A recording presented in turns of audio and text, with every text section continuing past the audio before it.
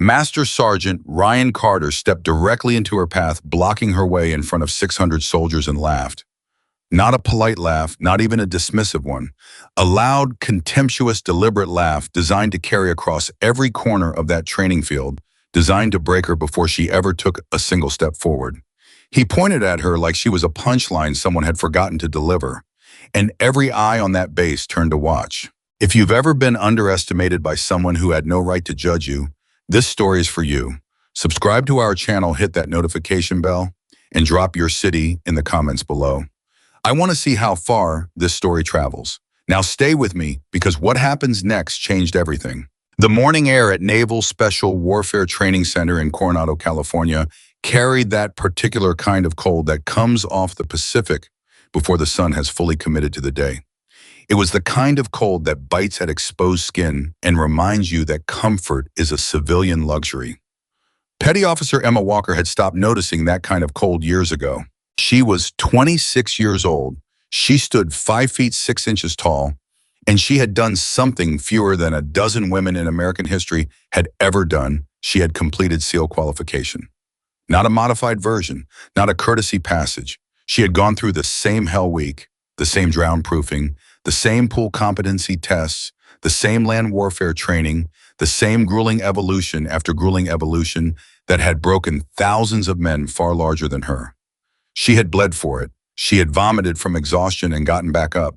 She had hyperventilated in a pool with her hands and feet bound and kept herself from panicking because she understood at a cellular level that panic kills. Emma Walker had earned every single thread of that uniform. She knew it. Her commanding officers knew it.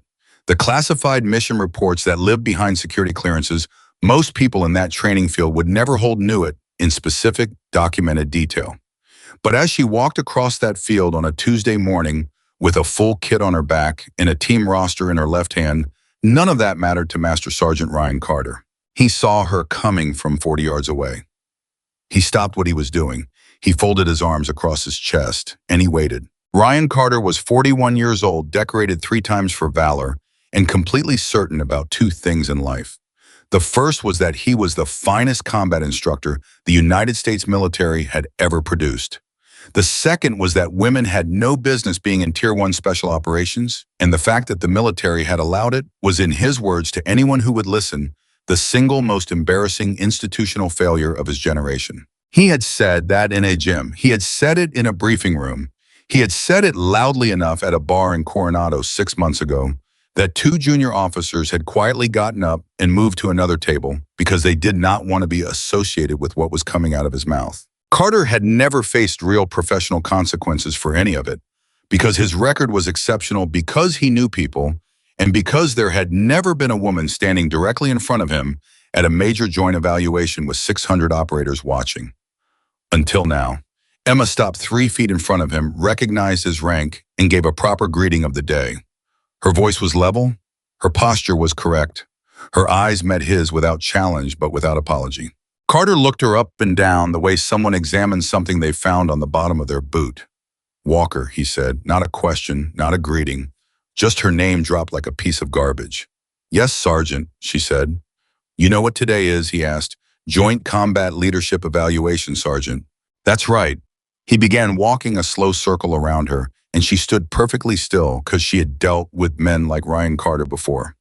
Not always in uniform, but always with the same essential architecture, the need to make others small so that they themselves could feel tall. She had learned a long time ago that the worst thing you could do with a man like that was react. Reaction was the food they lived on. She refused to feed him. Carter completed his circle and stopped back in front of her. He gestured at the crowd gathering at the edge of the field. Rangers, Marines, Green Berets. Navy operators, all of them filtering in for the morning briefing. All of them beginning to notice the exchange. You know how many people are here today, he said. I was told approximately 600 personnel, Sergeant. 612, he corrected, as if that number mattered. 612 of the finest combat operators this country has ever produced. He let that sit for a moment, then added, and then there's you. There was a laughter. Not everyone, maybe 30, maybe 40 people, but it was loud and it was pointed and it was designed to find its mark. Emma did not smile. She did not flinch. She held his gaze with the same expression she'd worn when she was face down in the Pacific surf at 2 in the morning during Hell Week with an instructor screaming at her to quit. The same expression she'd worn when a teammate on a classified operation in a country she was not allowed to name had taken her round to the leg, and she dragged him 200 meters through vegetation while managing her own injury. The same expression she always wore when the world decided that the most appropriate response to her existence was to try to reduce it. She had a name for that expression. She called it "not today." Carter seemed momentarily thrown by the absence of reaction. Men like him expected tears or anger or embarrassment. They expected the machinery of the performance to work the way it always had. Emma was refusing to be part of the performance. He pivoted. "All right, Walker," he said loud enough for everyone nearby to hear. "Since you're here, you might as well make yourself useful. Tell me what's your PT score." She told him. It was exceptional. Objectively, by the numbers, it placed her in the top 8% of all candidates evaluated that year. Carter raised his eyebrows in exaggerated surprise, turning to the crowd as if sharing a private joke. "Top 8%, he repeated. "Of candidates, not operators." He paused. "There's a difference." A junior sergeant nearby laughed a little too loudly, the kind of laugh that says, "I'm not sure this is funny, but I want you to know I'm on your side." "Tell me something, Walker," Carter continued, dropping his voice just enough that the people closest to them had to lean in. "Those classified missions you've got in your file. You ever actually lead anything out there, or were you the one someone else was carrying?" The words hit the air, and something changed in the crowd around them. Not everyone laughed that time. Some operators, the older ones, the ones who had been downrange enough times to know what real leadership looked like, went quiet in a way that was different from the laughter. A few of them exchanged glances. Emma let 2 full seconds pass before she answered. "I led every mission I was assigned to lead, Sergeant," she said, "and every man who served on those missions came home." Carter smiled. It was not a pleasant smile. "Honey," he said, and that word landed like a slap in the middle of a military training field. "That's not a leadership record. That's a lucky streak." The silence that followed that word was different from all the other silences. It was the silence of people who were paying attention now in a way they hadn't been 60 seconds ago. Emma's jaw tightened, just barely, just enough that someone watching her very carefully might have caught it, but her voice didn't change. "Respectfully, Sergeant," she said, "luck doesn't exist in a 4-hour urban close-quarters engagement with 0 medical support and compromised communication. Preparation does." 2 or 3 people in the crowd didn't quite manage to hide their reactions to that. One of them, a Green Beret captain and with 3 deployments, and the kind of face that suggested he'd heard enough nonsense for one lifetime, let out a breath through his nose that could have been interpreted as the beginning of a laugh or the end of a long patience. He watched Carter carefully after that. Carter's smile sharpened. He had decided something. He pulled a mission envelope from his vest and held it out. "Well then, Petty Officer Walker," he said, "now let's find out if preparation is really your strong suit, because I've got something special for you today." Emma took the envelope. She didn't open it immediately. That was another thing Carter hadn't expected. Most candidates tore into a mission envelope the moment it hit their hands. Nervous energy, the need to understand what was coming, the instinct to orient immediately. Emma held it, looked at him, and waited. "Go ahead," he said. "Open it." She opened it. She read it. And her expression did not change by a single millimeter, even though what she was reading was by any objective standard designed to be impossible. He had created an exercise unlike anything assigned to any other candidate that day. 48 hours, rugged mountain terrain in the San Jacinto range, a mixed squad of 8 operators she had never met from 4 different branches with almost no supplies. 2 days of minimal rations, no vehicle support, no air assets, a single satellite phone that was listed as potentially compromised, and a hostage rescue scenario with objectives that were deliberately underspecified in ways that would require constant improvisation. It was not a leadership evaluation. It was a trap. Emma read through the briefing document completely. Then she folded it precisely, put it back in the envelope, and tucked the envelope into her vest pocket. "Questions?" Carter said, the smile still in place. "1," Emma said. "What time does the team brief?" Carter blinked. That was not the question he was expecting. He'd expected negotiation. He'd expected protest. He'd expected her to ask about the supply shortage or the mission parameters, or the deliberate ambiguities he'd built into the scenario like landmines waiting to go off. He'd expected her to show in some way that the assignment had rattled her. She was asking about the team brief. 1,400 hours, he said, slightly off balance. Thank you, Sergeant. She gave a proper acknowledgement and turned to leave. Carter watched her go. He told himself the look on his face was satisfaction that he had done exactly what he intended to do, that he had publicly underlined her inadequacy in front of 600 operators, that the envelope in her pocket was a time bomb that would detonate in the next 48 hours and take her career with it. He believed that completely. He had never been more wrong about anything in his life.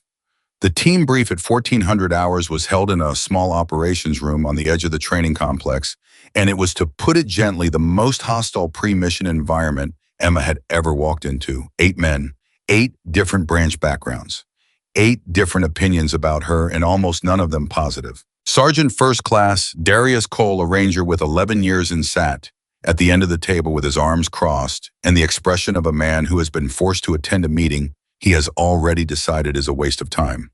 Staff Sergeant Miguel Reyes, Marine Force Recon, sat next to him with his hands flat on the table, which was the posture of someone maintaining neutrality, so forcefully it was its own kind of statement. Petty Officer Second Class Jake Hoffman, Navy combat diver, didn't bother with neutrality. He was looking at the ceiling with the specific look of someone who has decided to be absent from a situation while technically remaining in it. The others were variations on these 3 positions: skeptical, indifferent, waiting for failure. Emma walked in, set her mission envelope on the table, and looked at all 8 of them without performing anything. I know what this is, she said. That stopped everyone. I know this team was not assembled because it made tactical sense. I know this assignment was designed specifically to be as difficult as possible. I know some of you are here because you drew the short straw, and some of you are here because you were told to be here, and none of you chose to work with me. Nobody said anything. That was not what anyone expected her to open with. So let me say this one time, Emma continued. I'm not going to pretend we have a history we don't have. I'm not going to pretend you trust me because you have no reason to yet. Trust isn't something I can tell you to feel. It's something I have to earn out there. She put her finger on the envelope. What I can tell you right now is that I have read this mission brief 3 times. I understand the parameters, and I have a plan. You can listen to this plan, ask questions, push back on anything you think is wrong, and we will build the best possible approach together. Or we can spend the next 20 minutes deciding whether I belong at this table and walk into those mountains unprepared. She paused. Your call. Darius Cole unfolded his arms. Not all the way, but enough. Let's hear the plan, he said. What happened in the next 40 minutes was the first thing that began to change the temperature in that room. Emma's plan was not generic. It was not the kind of plan that someone puts together to demonstrate they can produce a plan, the kind that hits all the right procedural notes and says nothing real. It was specific. It was built around the particular geography of the San Jacinto terrain, around the actual supply limitations, rather than pretending they didn't exist around a communication protocol that accounted for the potentially compromised satellite phone by establishing redundant signal procedures that required no technology at all. It was built around the individual strengths she had identified in 30 minutes of reviewing the personnel files she'd requested 2 hours earlier, before the team brief, before anyone had arrived, before most of the other candidates had even opened their mission envelopes. Miguel Reyes sat up from his flat hands posture somewhere around the 20-minute mark. Jake Hoffman stopped looking at the ceiling around minute 30. Cole asked 3 questions. They were hard questions, the kind of questions that were designed to find holes. Emma answered 2 of them directly and said, I don't know yet, but here's how we find out, to the third, which was the most honest answer available, and everyone in that room knew it. At the end of the 40 minutes, the mood in the room was not warm. It was not enthusiastic. But something had shifted from active hostility to something more like cautious attention, and in the specific context of 8 skeptical special operators who had walked in expecting theater, cautious attention was extraordinary. We move at 0430, Emma said. Get some rest. Eat what you can now. Once we're in the terrain, rations go on strict discipline. As the team filed out, Reyes paused at the door and looked back at her. You really read all our files before this brief, he said. Yes, she said. He thought about that. Why, power? Because I was leading people I'd never worked with, she said. I wanted to know who I was going to be responsible for before I asked them to be responsible with me. Reyes nodded once slowly and walked out. Emma stood alone in the ops room for a moment. She reached into her vest pocket and pulled out the mission envelope. She unfolded the briefing document one more time and read a specific line she had noticed the first time through a line Carter had inserted that she was fairly certain he thought was subtle. It read, Mission Command reserves the right to modify objective parameters without advance notice at any point during the exercise. In other words, Carter could change the mission on her anytime he wanted, add new wrinkles, remove assets, introduce complications, anything at any moment without warning. She folded the paper again. She had accounted for that too. The 5 senior officers from United States Special Operations Command who were observing the joint evaluation were not listed on any official roster for the day. They wore no identifying insignia. They had been distributed among the observer personnel with specific instructions to blend watch and document. 2 of them had been standing near the edge of the field that morning when Carter had blocked Emma's path and made his opening remarks. One of them had written 3 words in his observation notebook at that moment, and the words were not about Emma, they were about Carter. The words were judgment, professional risk.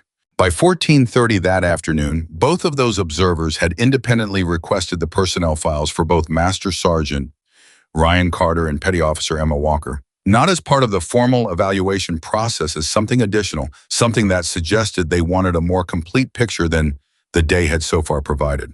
Neither of them mentioned this to the other until later that evening when they were reviewing their notes and realized they had both done the same thing at almost the same time.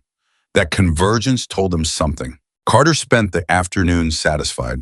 He checked in with a colleague on the evaluation staff, confirmed that Walker's team had received their assignment, confirmed the modification clauses were in place, and went back to running his other evaluation scenarios.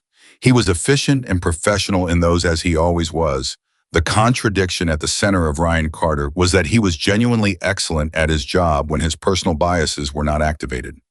Candidates under his instruction in normal circumstances came away better prepared, better disciplined, sharper in their tactical thinking.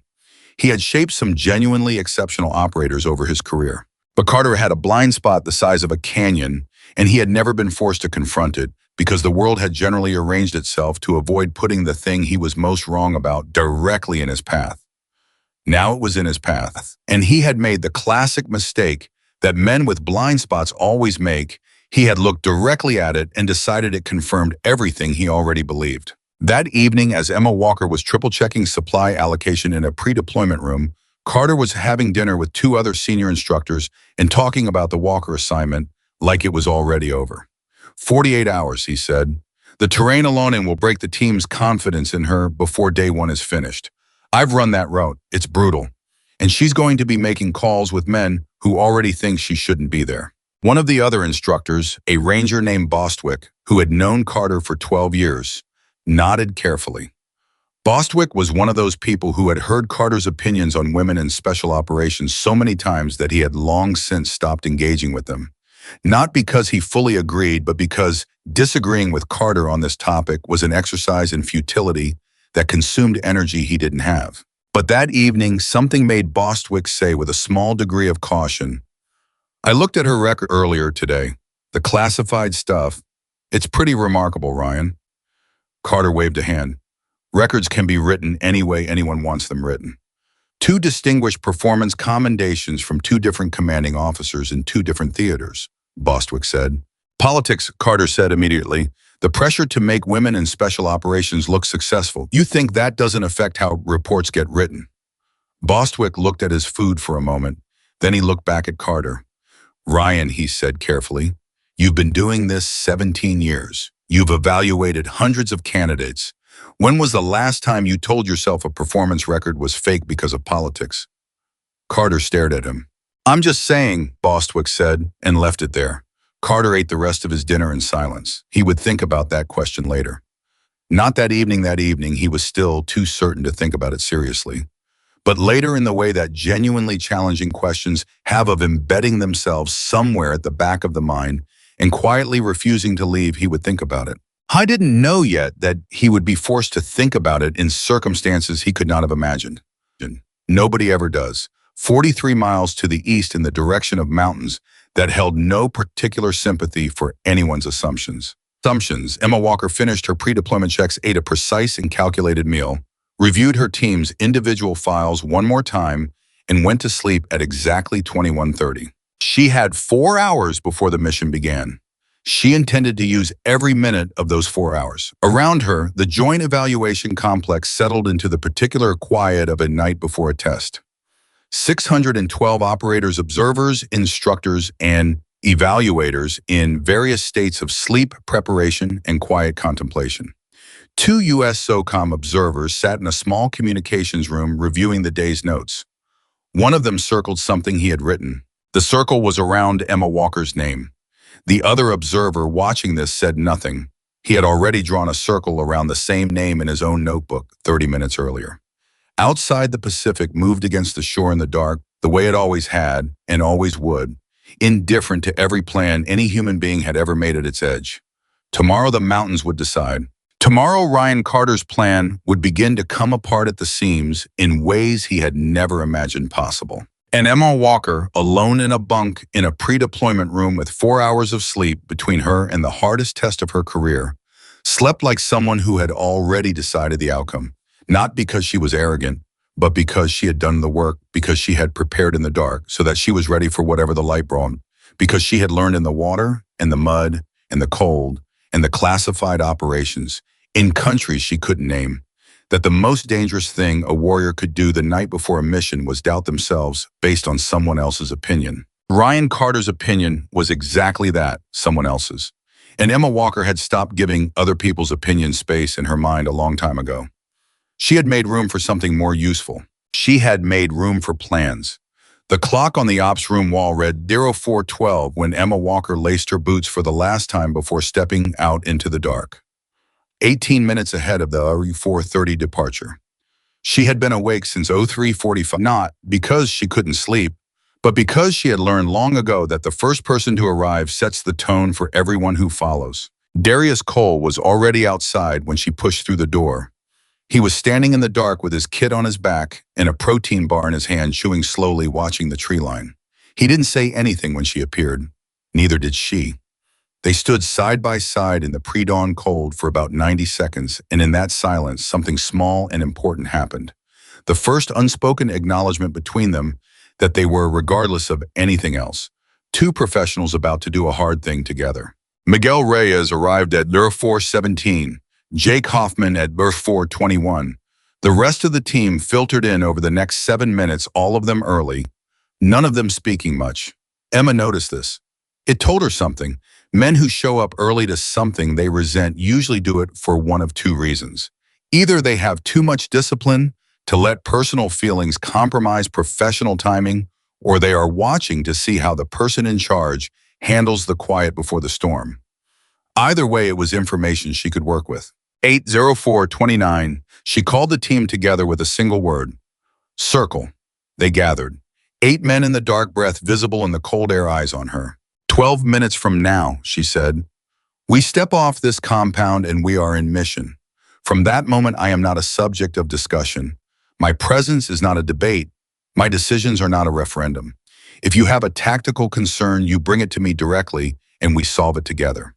If you have a personal concern about my being in command of this element, you table it until we are back on this compound in 48 hours, and then you can say whatever you want to whoever you want.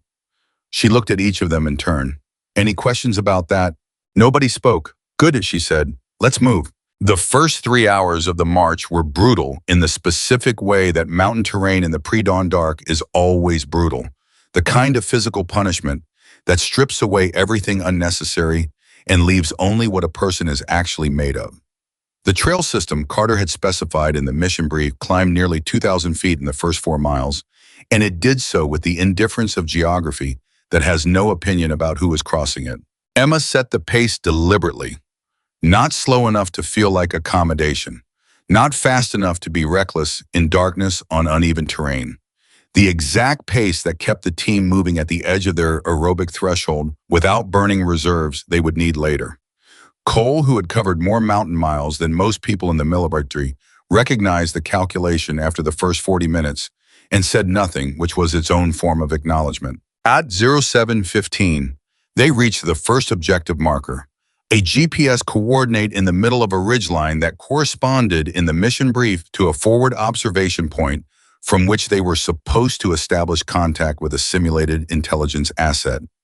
Emma called a halt, pulled the satellite phone, and attempted contact. Static. She tried the designated frequency 3 times. Each time, nothing but noise. Compromised, Hoffman said from behind her.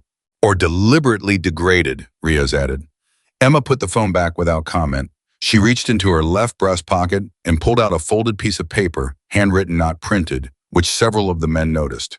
She unfolded it and checked something. Then she put it back. "We go to secondary protocol," she said.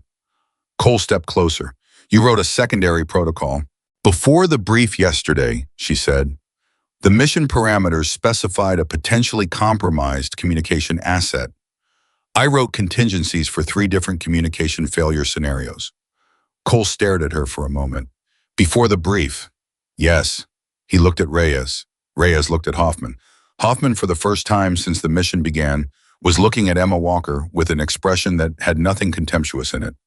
"What's secondary?" Cole asked. Emma explained the secondary protocol. It was a signal-based system using physical markers and timed intervals that required no technology at all, drawn from a technique that had roots in operations going back decades, updated for the specific terrain they were crossing. It required more time than a satellite link, but was completely unjammable, completely undetectable, and had the additional advantage of forcing the team to move through specific terrain segments that Emma had pre-identified as tactically advantageous, regardless of the intelligence asset scenario. Reyes listened to the whole explanation and then said very quietly, "You built the communication failure into a route advantage. If the asset contact was going to fail," Emma said, "I wanted the failure to cost us as little as possible and position us as well as possible for what comes after." Reyes nodded. It was a slow nod, the kind that means a person is genuinely processing something, not performing agreement. They moved.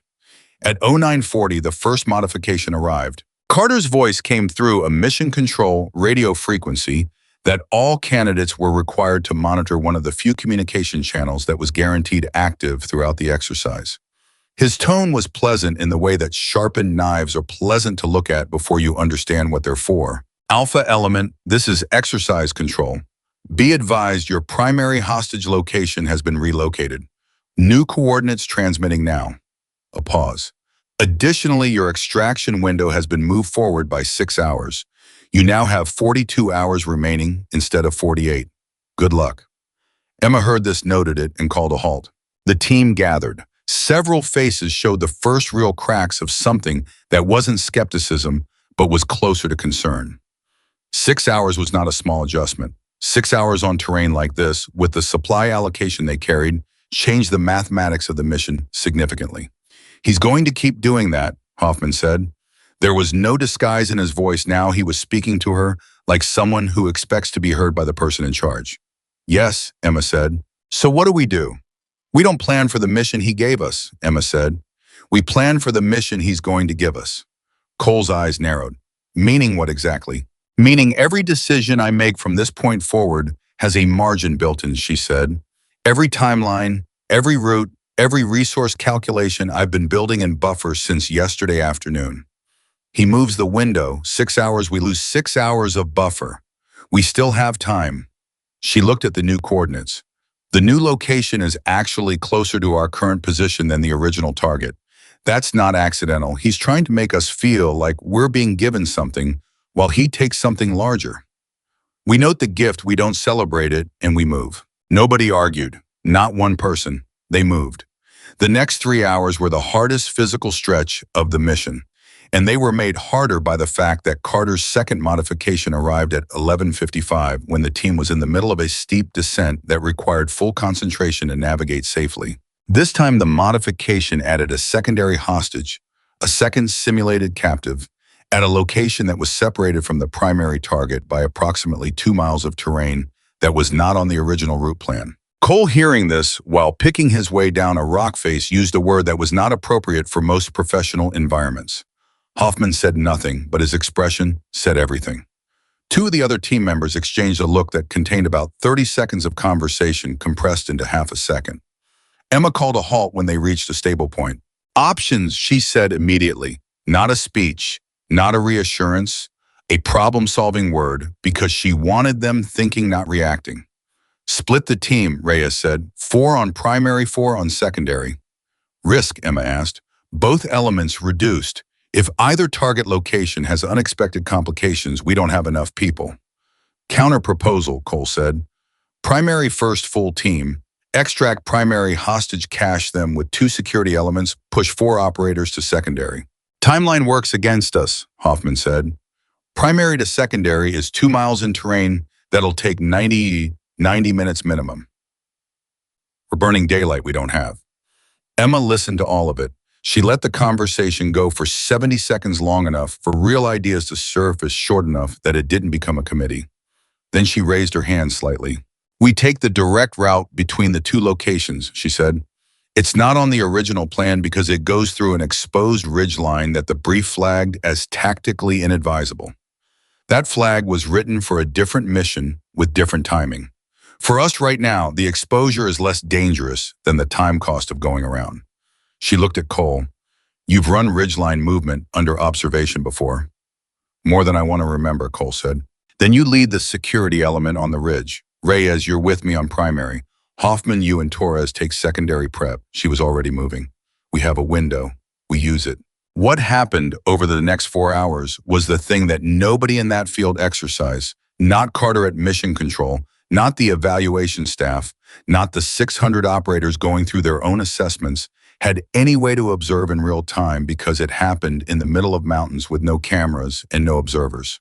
But it happened, and every member of that team felt it happening, and none of them were ever able to describe it afterward without a particular quality in their voices that people only get when they are talking about something that genuinely surprised them. Emma Walker earned that team, not through a speech, not through an order, not through any single dramatic moment.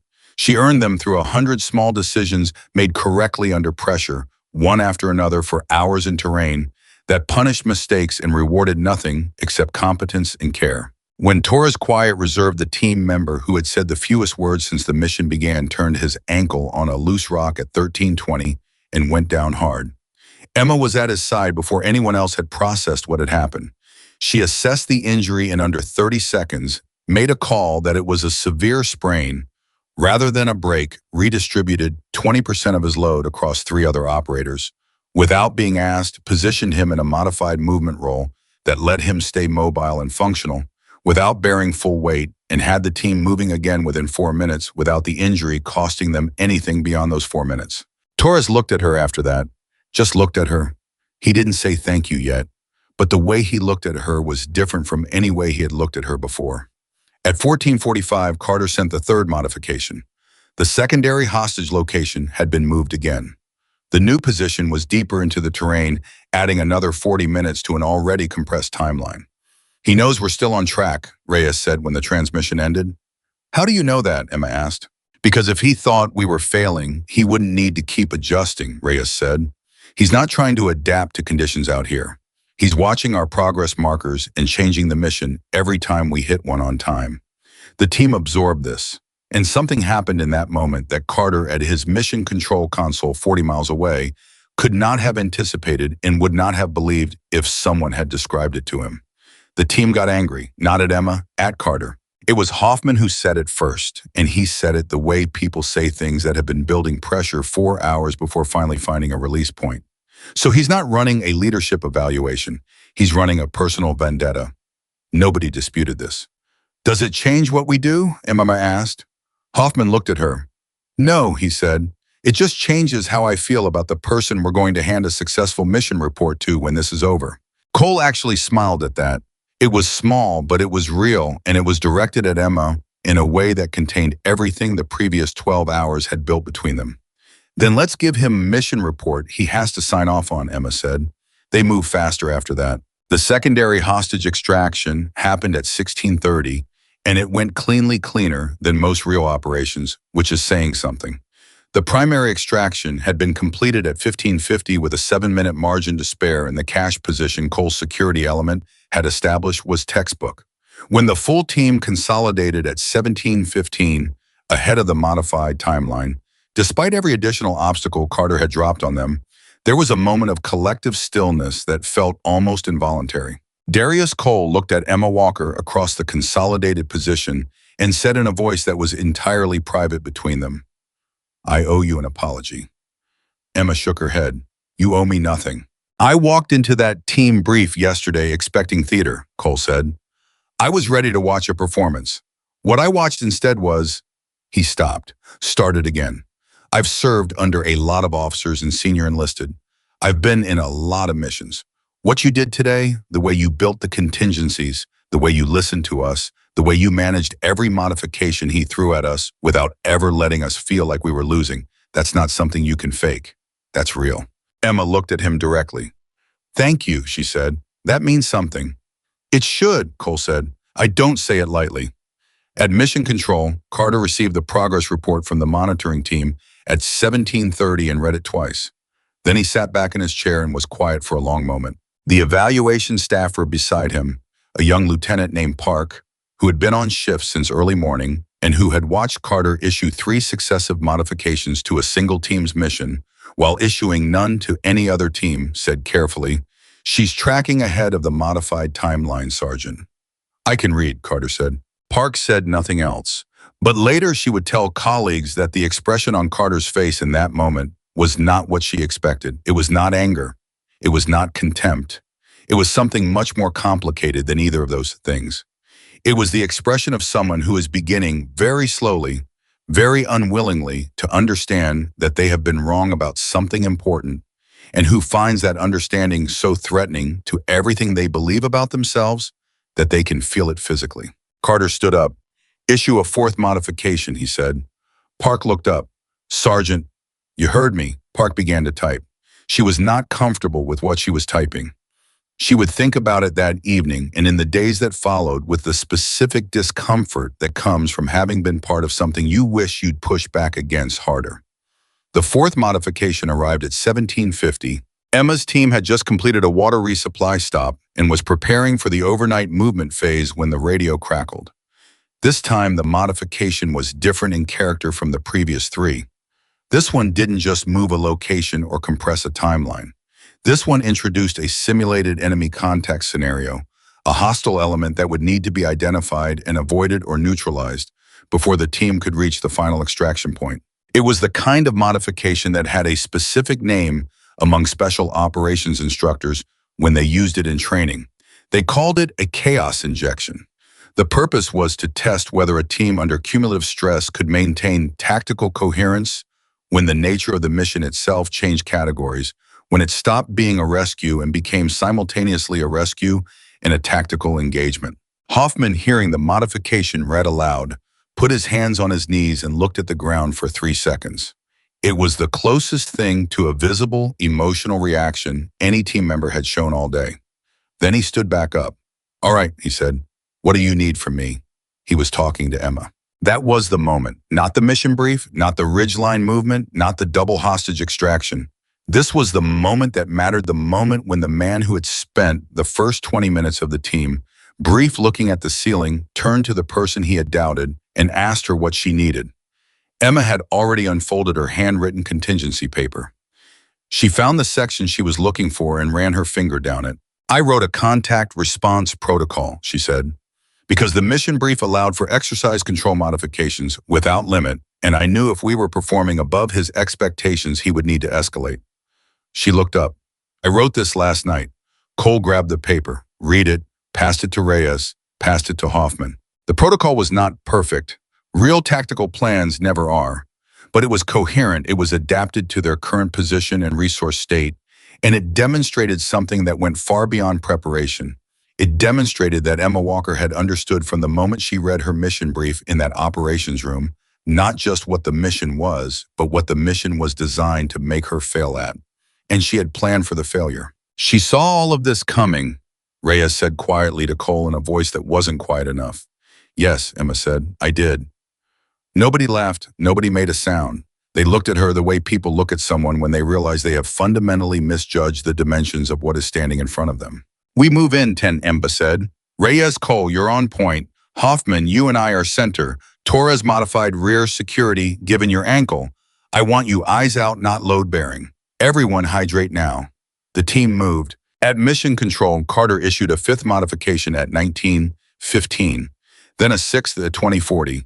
Each one was logged by Lieutenant Park, who recorded the timestamp, the content, and in the field labeled justification, simply wrote exercise control discretion. Each time because that was the only honest thing she could write. The two USSOCOM observers who had access to mission control logs as part of their evaluation role were reading those modification records in real time. One of them sent a secure message to his counterpart. It contained 4 words. Are you seeing this? The response came back in under a minute. Since the third one.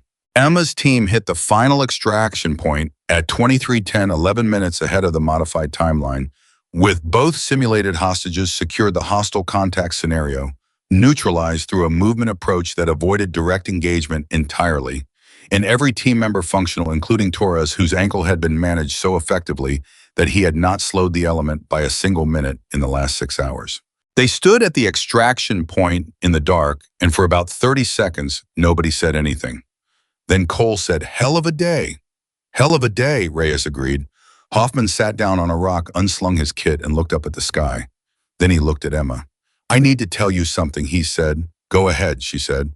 "Yesterday in that team brief, when you were talking, I wasn't listening. I had already decided the whole thing was a waste of time, and I was just waiting for you to finish so I could get through the next 48 hours and move on." He paused. "I want you to know that I'm aware of that, and I want you to know it was wrong." Emma looked at him for a moment. "Why are you telling me this?" "Because you deserve to know that you changed my mind," Hoffman said. "Not because you tried to, because you were just good at this. You were just genuinely good at this. And I think I would have felt worse about myself later if I didn't say it to your face." Emma sat down across from him. "Jake," she said, and it was the first time she had used his first name in the entire mission. "The only thing that matters to me right now is that every person on this team is going home whole. You're going home whole. That's the win." Hoffman nodded. He looked like he wanted to say something else. He settled for nodding again. The extraction vehicle arrived at 23:24. As the team loaded, Cole walked beside Emma and said very quietly, "He's going to try again tomorrow." "I know," she said. "The urban assault evaluation. He runs that one personally." "I know that too." Cole glanced at her profile in the dark. "You already have a plan for it." It wasn't a question. Emma climbed into the vehicle. She looked back at him once before the door closed. The expression on her face was not arrogance. It was not performance. It was something much quieter and much more permanent than either of those things. It was the expression of someone who has been preparing for this their entire life and is simply finally getting to show it. Cole climbed in after her and pulled the door shut. The vehicle moved through the dark toward Coronado, carrying 8 people who had left that morning as strangers and were returning as something else entirely. Not friends yet, not family, something specific to the military, to operations, to the shared experience of doing hard things under impossible pressure and discovering that the person beside you is worth trusting. In the front passenger seat, Darius Cole sat with his eyes forward and thought about the expression on Carter's face when he received the mission completion report. He thought about what it would look like. He thought about what Carter would do with the information that his plan had not worked. He thought about the urban assault evaluation tomorrow and what Carter was going to do when he got Emma Walker on a field with 600 people watching again. And he thought about what Emma Walker was going to do in response. He found somewhere in the middle of that thought that he was no longer worried about the answer. The mission completion report hit Carter's desk at 06:15 the following morning, and he read it standing up because he hadn't sat down yet, and by the time he finished reading it, he didn't feel like sitting down anymore. Every objective completed. Both simulated hostages secured. Enemy contact scenario neutralized without direct engagement. Timeline met despite 6 successive modifications. All 8 team members returned functional.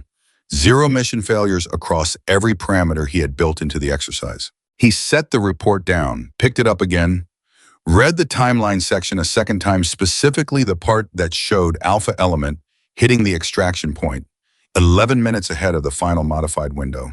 The window he had personally compressed to a point where, by his own private calculation, completion was functionally impossible. Lieutenant Park appeared in the doorway with a coffee mug and the expression of someone who has decided to say nothing unless directly asked. Carter set the report face down on the desk. "What time does the urban assault evaluation begin?" he asked. 0900, Sergeant, Park said. "Who's running primary scenario control?" "You are," she said, per the original schedule. Carter nodded once. He picked up his radio. He walked out without the coffee. Park stood in the empty office and looked at the face-down report on the desk. She thought about turning it back over. She didn't. She walked out too in the opposite direction and spent the next 40 minutes doing her job with the particular focused efficiency of someone who is trying very hard not to think about something. Emma had slept 4 hours. Not because 4 hours was all that was available, but because 4 hours was what her body needed, and she had learned years ago to trust that calculation precisely. She was up at 06:00 and eating a measured breakfast in the team recovery room when Cole found her. He sat down across from her without asking if the seat was taken. He had a report printout in his hand, a copy of the same document that was currently face down on Carter's desk. "He's going to see this as a provocation," Cole said. Emma looked up from her food. "I know. Urban assault evaluation is his home field. He designed the course. He runs primary control. Every variable in that scenario is something he controls personally. I know that too." Cole put the report on the table between them. "Emma, he used her first name the same way Hoffman had used it the night before deliberately because the situation had earned it. What he did yesterday with those modifications, that wasn't standard exercise control. That was targeted. If he does the same thing today in a live fire environment with 600 people watching," "He will," Emma said. "Then we need to talk about how you're going to handle it." Emma set down her fork. She looked at Cole the way she looked at things she had already thought through completely and was now simply communicating. "Darius," she said, "what he does in that evaluation is not my primary concern." Cole frowned. "Then what is—" "The people on that field," as she said, "all of them. Mine has everyone in the observation area. A live fire urban assault with compromised scenario control is not a training problem. It's a safety problem. And I am not going to spend today managing Carter's ego. I'm going to spend today making sure everyone goes home." Cole was quiet for a moment. Outside the room, the base was waking up around them, bootsteps in quarters, radio chatter in the distance, the specific ambient sound of 600 military personnel beginning a new day of evaluation. "You think something is going to go wrong today," Cole said. It was not a question. Emma picked up her fork again. "I think live fire exercises with emotionally compromised scenario controllers have a statistical relationship with accidents that nobody in the chain of command talks about enough," she said. "So yes, I'm prepared for something to go wrong." Cole sat with that. Then he said, "What do you need from the team?" "Same thing as yesterday," Emma said. "Trust the process, follow my lead when it matters, and stay sharp." 8:08:30, the team assembled at the Urban Assault Training Compound on the eastern edge of the training complex, a purpose-built structure of interconnected buildings, corridors, and open areas designed to simulate a real-world close-quarters combat environment. Dozens of helmet cameras were positioned throughout. A full observation gallery sat elevated above the compound's northern perimeter, packed with senior personnel evaluation staff, and the same crowd of operators who had watched Carter's performance the previous morning. Carter was already there when Emma's team arrived. He was standing at the center of the briefing area with a radio in one hand and the particular posture of a man who has made a decision about how the day is going to go. He waited until the full team was assembled and every observer in the gallery above had a clear sight line. Then he did it again. "Alpha Element," he said, his voice carrying across the entire compound. "Before we begin today's evaluation, I want to address something directly." He turned to face Emma specifically in a way that made it unmistakable that the address was personal. "Yesterday's field exercise generated a completion report that on paper looks impressive." He paused. "On paper." The compound went quiet, not the quiet of attention, the quiet of tension. "What that report doesn't capture," Carter continued, "is that this element was given a scenario specifically calibrated above standard parameters as a control measure. The modifications issued were within exercise control authority. The completion data, while technically accurate, reflects an exercise that was frankly designed to produce a specific outcome, namely to determine whether this element could function under continuous pressure." Another pause. He was performing now, fully committed to the audience. What it does not demonstrate is whether the leadership of this element is qualified for live operational command. That is what today is for. He turned away from her to address the full assembly as if the matter of Emma Walker's presence had been addressed and filed.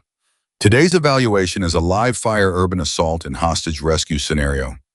Rules of engagement are posted. Safety officers are positioned throughout the compound.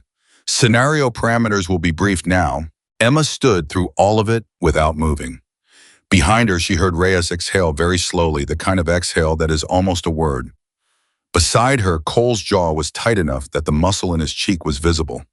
She turned her head slightly toward Cole and said under her breath, just loud enough for him, "Eyes forward, this is not the fight."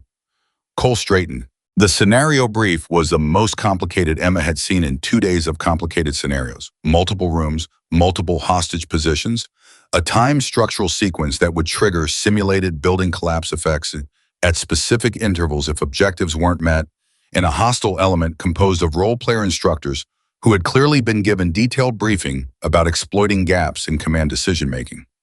It was a legitimate professional scenario technically, but it was built with a particular architecture, one that placed maximum cognitive load on the team leader, specifically that required constant real-time decision-making with almost no margin for hesitation, and that used the time structural sequence as a psychological pressure mechanism designed to make the person in command feel like the building itself was closing around them. Emma listened to every word of the brief without writing anything down. Her team noticed this and said nothing because they had learned in the last 24 hours that when Emma Walker listened to something without writing it down, it meant she was not just recording information. She was rebuilding it internally into something she could move with. At 09:00, the evaluation began. The first 3 minutes were clean. Alpha element moved through the compound's outer perimeter with the kind of precision that comes from a team that has stopped performing for each other and started actually working. Cole on left flank, Reyes center, Hoffman running point with Torres on modified support. Emma moving centrally calling positions, managing the overall picture while staying out of the geometry of engagement. 80904, Carter's voice came through the scenario control channel. Exercise control to Alpha B advised primary hostage location has been reclassified. New position is sublevel access corridor eastern structure. It was the first modification, 40 seconds into the live fire phase. Acknowledged, Emma said without breaking stride. She signaled the route change to Cole with a hand signal they had established the previous day. Cole executed it immediately. The team flowed around the change like water around a stone. 80907, the first simulated explosive charge detonated in a room 2 quarters ahead of them, a pyrotechnic effect controlled but real enough in sound and pressure to trigger the instinctive physical reactions that years of training either manage or don't. Every member of Alpha Element reacted physically and recovered within 2 seconds. Professional response time. At 0909, Carter modified again. Secondary hostage position is now compromised. Role-player hostile element has moved to intercept route Delta. Adjust accordingly. Hoffman, who was on point and had the clearest view of route Delta, said into the team channel, "He just closed our fastest path to secondary." "Take route Echo," Emma said immediately. "Echo adds 4 minutes." "Then we move faster," Emma said. "Go." In the observation gallery above, the 2 USSOCOM observers were watching every exchange through the compound's camera network. One of them had a notepad. He had stopped writing individual notes 10 minutes ago and was now simply watching because what was happening in that compound was not something that required annotation. It required witnessing. The second observer leaned over and said quietly, "Count the modifications."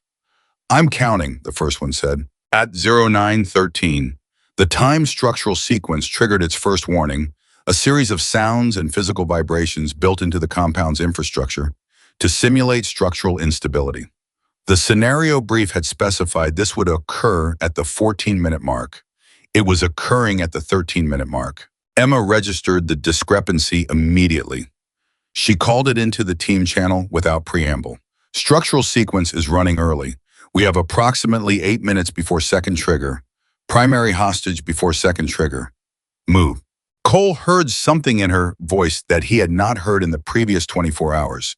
Not panic, not even urgency exactly. Something more precise than urgency. The sound of a person who has identified a specific danger and is moving to address it with complete intentionality. They found the primary hostage position at 0916. The role player was where the modified brief said he would be, sublevel corridor, eastern structure, hand-secured position, convincingly authentic. Reyes went in first, cleared the immediate space, signaled. Emma and Torres brought the role player out, while Cole and Hoffman covered the corridor exits. At 0918, Carter modified again. This was the fourth modification in under 20 minutes of live fire evaluation. Alpha Element, be advised, exercise control was introducing a structural compromise event at the eastern structure. You have approximately 90 seconds to clear the eastern section. The compound went very still in the observation gallery. Several evaluators exchanged glances. The modification was within technical exercise authority, but the timing issued while Alpha Element was actively inside the eastern structure with a secured role player was the kind of decision that had a name in training safety doctrine, and that name was not a positive one. One of the evaluation staff members picked up a radio. He didn't transmit. He held it and watched. Emma heard Carter's transmission and processed it in the time it takes most people to register that a transmission has ended. Everyone out of eastern structure, she said. Now, Reyes, you have the role player. Cole, Hoffman, move. Torres with me. They moved. They cleared the eastern structure with 11 seconds to spare before the structural compromise effect triggered a controlled sequence of pyrotechnic charges, pneumatic impacts and sound effects designed to simulate partial building collapse. From the outside, it was impressive. From the inside, it would have been genuinely dangerous. From the observation gallery, several people let out breath they had been holding. Carter at the scenario control station watched the clearance on his monitor. His hand was on the modification log. He was preparing a fifth entry. He never got to write it. At 0921, something happened that was not in any scenario brief, not in any exercise parameter, not in any plan that anyone on that training field had made. The structural compromise event that Carter had triggered in the eastern structure had been designed and tested to produce controlled effects within specific tolerance ranges. What the design had not accounted for, what the post-incident engineering report would later identify as a combination of material fatigue in a load-bearing junction and a compounding resonance effect from the sequential pyrotechnic sequence, was a secondary cascade. The wall came down. Not all of it, not catastrophically, not in the way of true building failures, but a significant section of the eastern structure's interior partition, weakened by years of training use and stressed beyond its tolerance by the specific sequence Carter had triggered, gave way with a sound that was entirely different from the scenario sound effects, heavier, more final, the sound of actual mass and actual motion. 3 trainees from another evaluation element who had been positioned in the observation corridor adjacent to the eastern structure, positioned there by Carter's scenario design, were caught in the collapse zone, and Ryan Carter, who had been moving toward the eastern structure to personally observe the final phase from ground level, was in the access corridor when the secondary cascade hit. The radio traffic went from controlled exercise communication to something else entirely in about 4 seconds. Actual structural event, eastern compound. This is not a drill or repeat. This is not an exercise. Personnel down eastern corridor requesting medical. Scenario control, do we have a situation report? Emma was 40 meters from the eastern structure when the secondary cascade hit. She felt, before she heard the radio traffic, felt it in the specific way that people who have been in real structural collapses or real explosions feel these things, a pressure change, a shift in the acoustic environment, a quality in the air that has nothing theatrical about it. She stopped moving. She assessed. 3 seconds. Then she was running. Cole, she said into the team channel, her voice at a register that was completely different from every other transmission she had made in the last 2 days. Not louder, but harder, stripped of everything except operational content. Eastern structure has a real event. Take Reyes and establish a perimeter at the north access. Nobody goes in without my authorization. Hoffman, get to the medical station at the compound entrance and get them moving now. Torres with me. Cole didn't ask a question. He executed. Hoffman was already moving before Emma finished the sentence. Emma reached the eastern structured access point at 9:23. The scenario had dissolved completely. Role players were out of character evaluation. Staff were on radios, and the crowd in the observation gallery above had shifted from professional observers to human beings watching something that had stopped being a training exercise. She assessed the entry point. Dust, debris, sound of movement inside at least two distinct sources, which meant at least two people alive and mobile. A third sound fainter that suggested a third person in a different position. Walker, a voice said beside her. It was one of the safety officers, a senior chief petty officer named Morales, who had been running training safety at the compound for 6 years. I've got the lead on this. How many people inside? Emma asked. 3 confirmed, maybe 4. We're accounting for personnel now. What's your entry plan? Morales pointed to the primary access door, the conventional approach. Through the main door, clear the debris field, locate and extract. Emma looked at the main door and saw the problem in about 2 seconds. The debris pattern from the secondary cascade had created a compression load on the main door frame. Opening that door would likely trigger a secondary shift in the remaining structure above the primary corridor.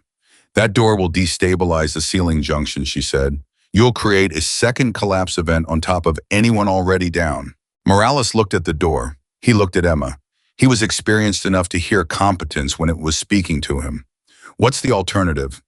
Secondary access on the south face, Emma said. It bypasses the compression zone. It's a longer route to the personnel, but it won't pull the ceiling down on us. Morales made the call in 2 seconds. Take the south face. I'm right behind you. Torres, who had been at Emma's shoulder through this entire exchange, said quietly, I can manage the south access. My ankle won't slow us down in a crawl approach. Good, Emma said. Let's go. What happened in the next 11 minutes was recorded by 14 separate helmet cameras, worn by personnel in and around the compound, reviewed by the USSOCOM observers that evening, and later used in 3 different military training programs across 4 branches of service. Emma entered the south access with Torres and Morales. The interior of the eastern structure was exactly what structural cascade events produce. Random, unnavigable by standard approaches, full of the specific combination of hazards that make rescue operations genuinely dangerous rather than difficult. She moved through it the way she moved through everything, not recklessly, not cautiously, but with the precise calibration of someone who has assessed the risk completely and is making real-time decisions about which risks are acceptable and which are not. She found the first 2 trainees at 0927. Both mobile, both shaken, one with a head laceration that was bleeding significantly but not life-threatening.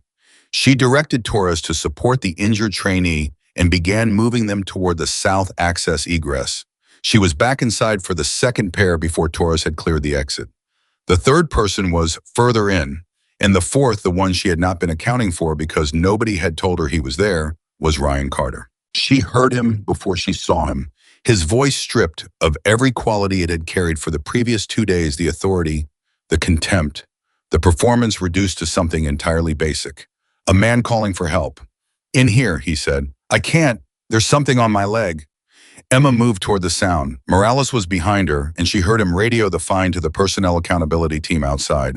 She found Carter in a secondary corridor, partially covered by a section of partition wall and framing that had come down across his lower body.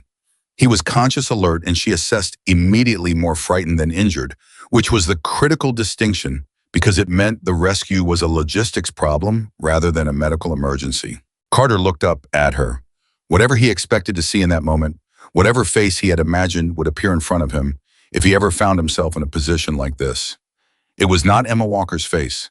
She crouched beside him and put her hand on the debris section covering his leg. She felt the weight distribution, identified the load path, determined the safest removal approach. Can you feel your leg? She asked. Operational, direct, no editorial content. Yes, Carter said. Any sharp pain when I do this? She applied slight pressure to test the debris section. No, just it's heavy. I can't move it. You don't have to move it, she said. I'm going to. She looked back at Morales. I need a fulcrum point. Here, find me anything rigid, a piece of framing, anything. Morales had something in his hands in under 30 seconds. They worked the debris section together, and Carter was free in 90 seconds from the moment Emma had found him. She got him upright. He put weight on the leg and it held. Bruised, possibly a minor fracture in the foot, but mobile. Carter stood in the ruined corridor of the structure he had commanded, supported by the arm of the person he had spent 2 days systematically trying to destroy, and he did not speak. Outside in the daylight, the compound had transformed completely. Medical personnel were moving, evaluation staff were establishing accountability. The observation gallery had emptied as people came down to ground level. The 600 operators who had been moving through their own evaluations across the wider training complex were being consolidated as the compound went to emergency protocol. And the cameras were running, every single one of them. Cole met Emma at the South Access Egress. He took one look at Carter behind her, at the senior chief beside her, at the two trainees already in medical hands beyond the perimeter, and his expression did something complicated that he didn't try to manage. "Everyone out?" he asked. "Everyone out," Emma said. Cole nodded. He looked at Carter. Carter did not look back.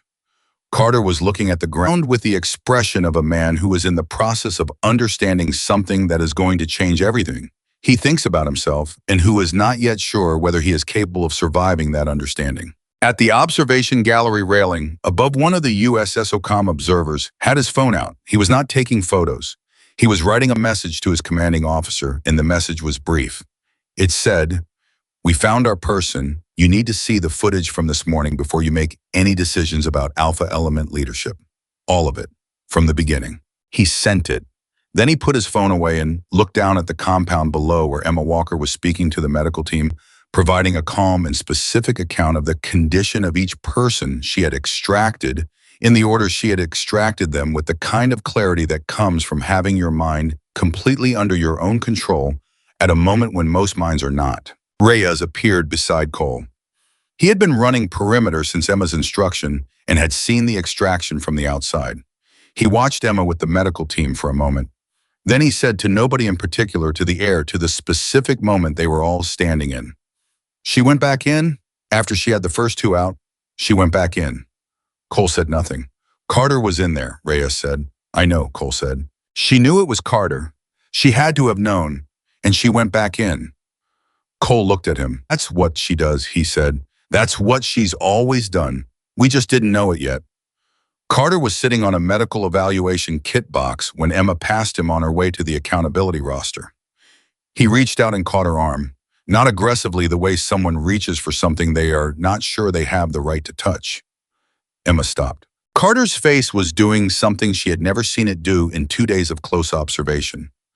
It was doing nothing. No performance, no contempt, no authority. Just a face belonging to a man who had run out of the resources he used to protect himself from himself. "Walker," he said. She waited. He opened his mouth. He closed it. He tried again. "I don't..." He stopped. "I don't know how to say this." "You don't have to say it right now," Emma said. Her voice was not warm and it was not cold. It was something in between that was harder than either it was honest. "There will be time for conversations later."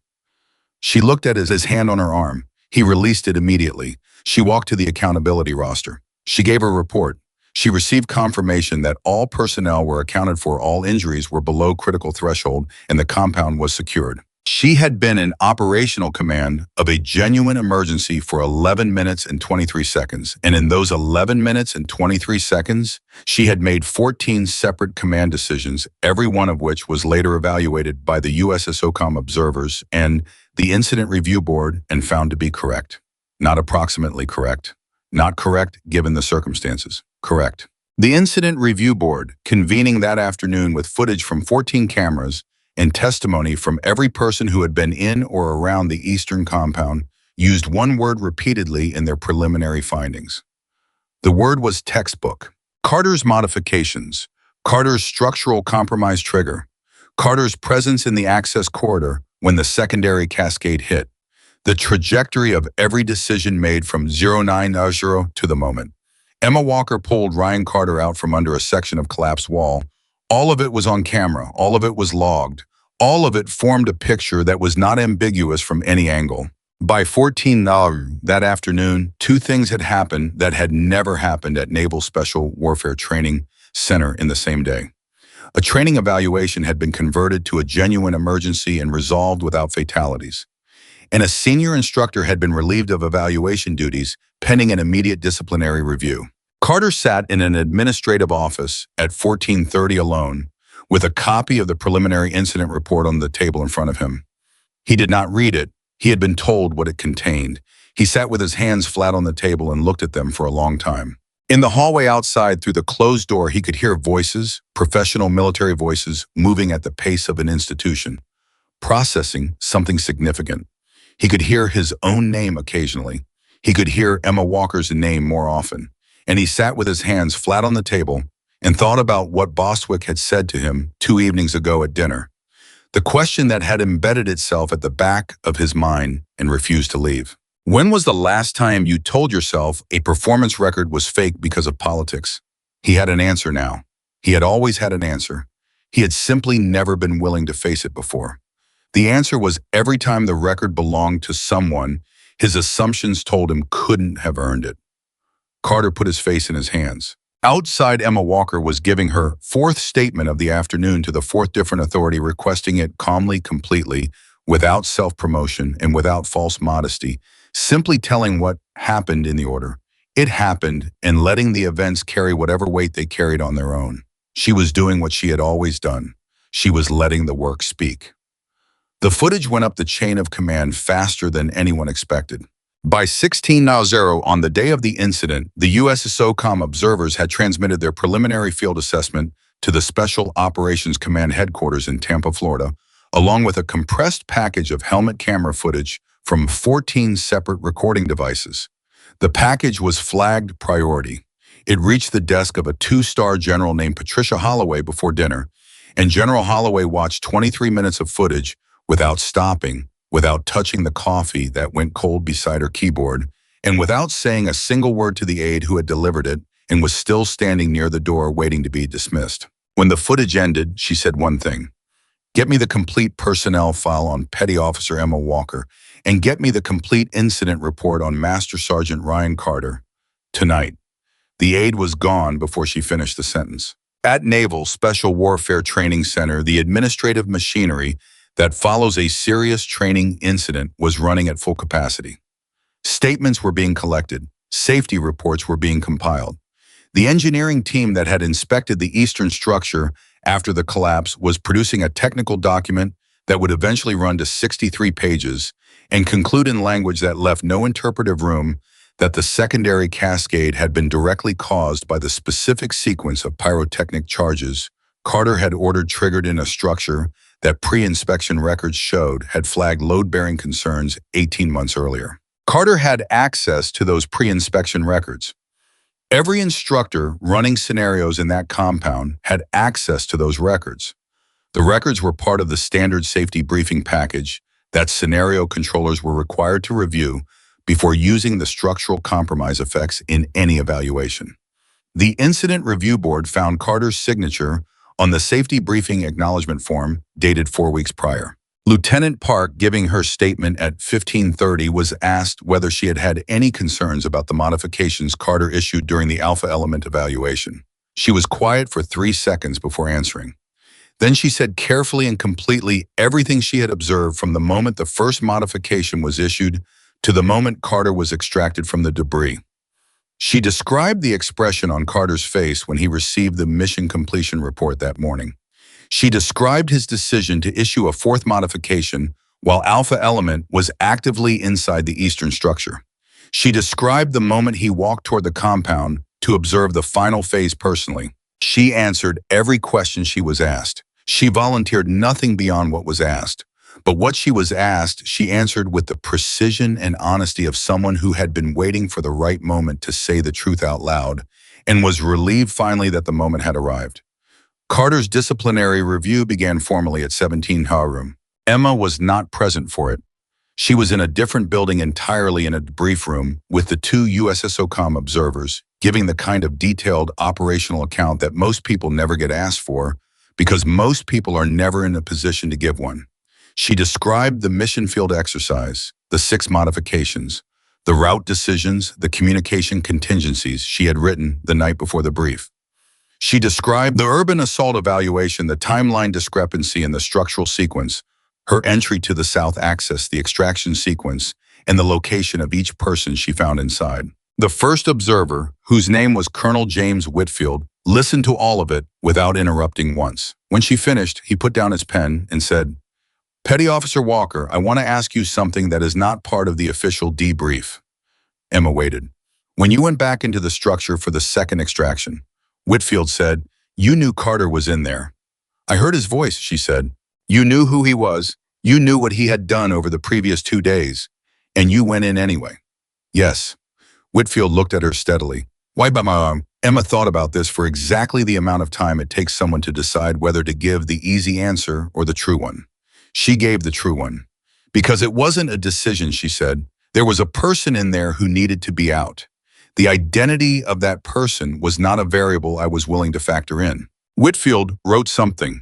His colleague, Colonel Sandra Okafor, who had been largely silent throughout the debrief, looked up from her own notes and said, not everyone would make that call. I know, Emma said. Does that bother you that you made a call for someone who had been trying to end your career for 2 days? Emma looked at Okafor directly. What bothers me, she said, is the idea of making any other call. That's not who I am. And if I compromise who I am because of who the person in the debris is, then everything I've built means nothing. The room was quiet for a moment. Then Whitfield closed his notepad, which was the signal that the debrief was transitioning from official to something else. Emma, he said, using her first name for the first time. We've been watching this evaluation for 2 days. We were positioned here specifically to identify candidates for advanced leadership instructor positions. That was our assignment. He paused. I want you to know that we identified you before the incident this morning, before the mountain exercise completion report. We identified you in the first 20 minutes of the first day when you stood in front of Carter and 600 people and did not react. Emma absorbed this. Her expression did not change dramatically, but something in her eyes shifted, not surprise exactly, but the particular quality that appears in a person's face when something they have been working toward for years becomes real in a way that is still somehow unexpected. We didn't intervene in what Carter was doing because we needed to see how you handled it, Okafor said. That sounds harsh. It is harsh. But leadership under institutional pressure, under the pressure of someone with authority trying to break you, is one of the core competencies we evaluate. You handled it better than anyone we have seen in 3 cycles of this program. Emma said nothing for a moment. Then, you could have stopped the modifications in the live fire phase. Whitfield met her gaze without flinching. Yes, people could have been hurt. Yes, and that is something we are going to have to account for in our own review of how we manage this evaluation. He didn't look away. You're right to say it, and I won't insult you by defending the decision we made. Emma looked at him for a long moment. It was the look of someone deciding whether to accept an honest accounting or press further. She accepted it. What happens now, she said. Now, Whitfield said, we do our jobs. By 19 Hazare, Carter had been formally removed from instructor duty pending the outcome of the disciplinary review. The removal was not announced publicly within the command. Military disciplinary processes are not public announcements, but in a community of 600 people confined to a specific complex information has a way of moving without being announced. By 2000, the substance of what had happened was known to most of the people who mattered. The reactions were varied and in some cases surprising. Several of the instructors who had laughed along with Carter's opening performance the previous morning were very quiet. Not guilty exactly. Guilt requires a degree of self-examination that is uncomfortable, and people resist it, but quieter than usual in a way that suggested something was working on them at a level below the volume of regular conversation. The Green Beret captain with 3 deployments, who had watched Carter's performance with narrowed eyes and let out that controlled exhale. His name was Captain Marcus Webb, sought out Darius Cole at 2030 and asked directly, how is she doing? Cole looked at him. She's fine. She's always fine. I was standing 20 feet away when Carter did what he did yesterday morning, Webb said. I didn't say anything. No, Cole said. I should have. Cole considered this. Yes, he said. You should have. Webb nodded. He didn't make excuses for himself, which Cole found on reflection to be a more honest response than most people manage when confronted with a thing they chose not to do.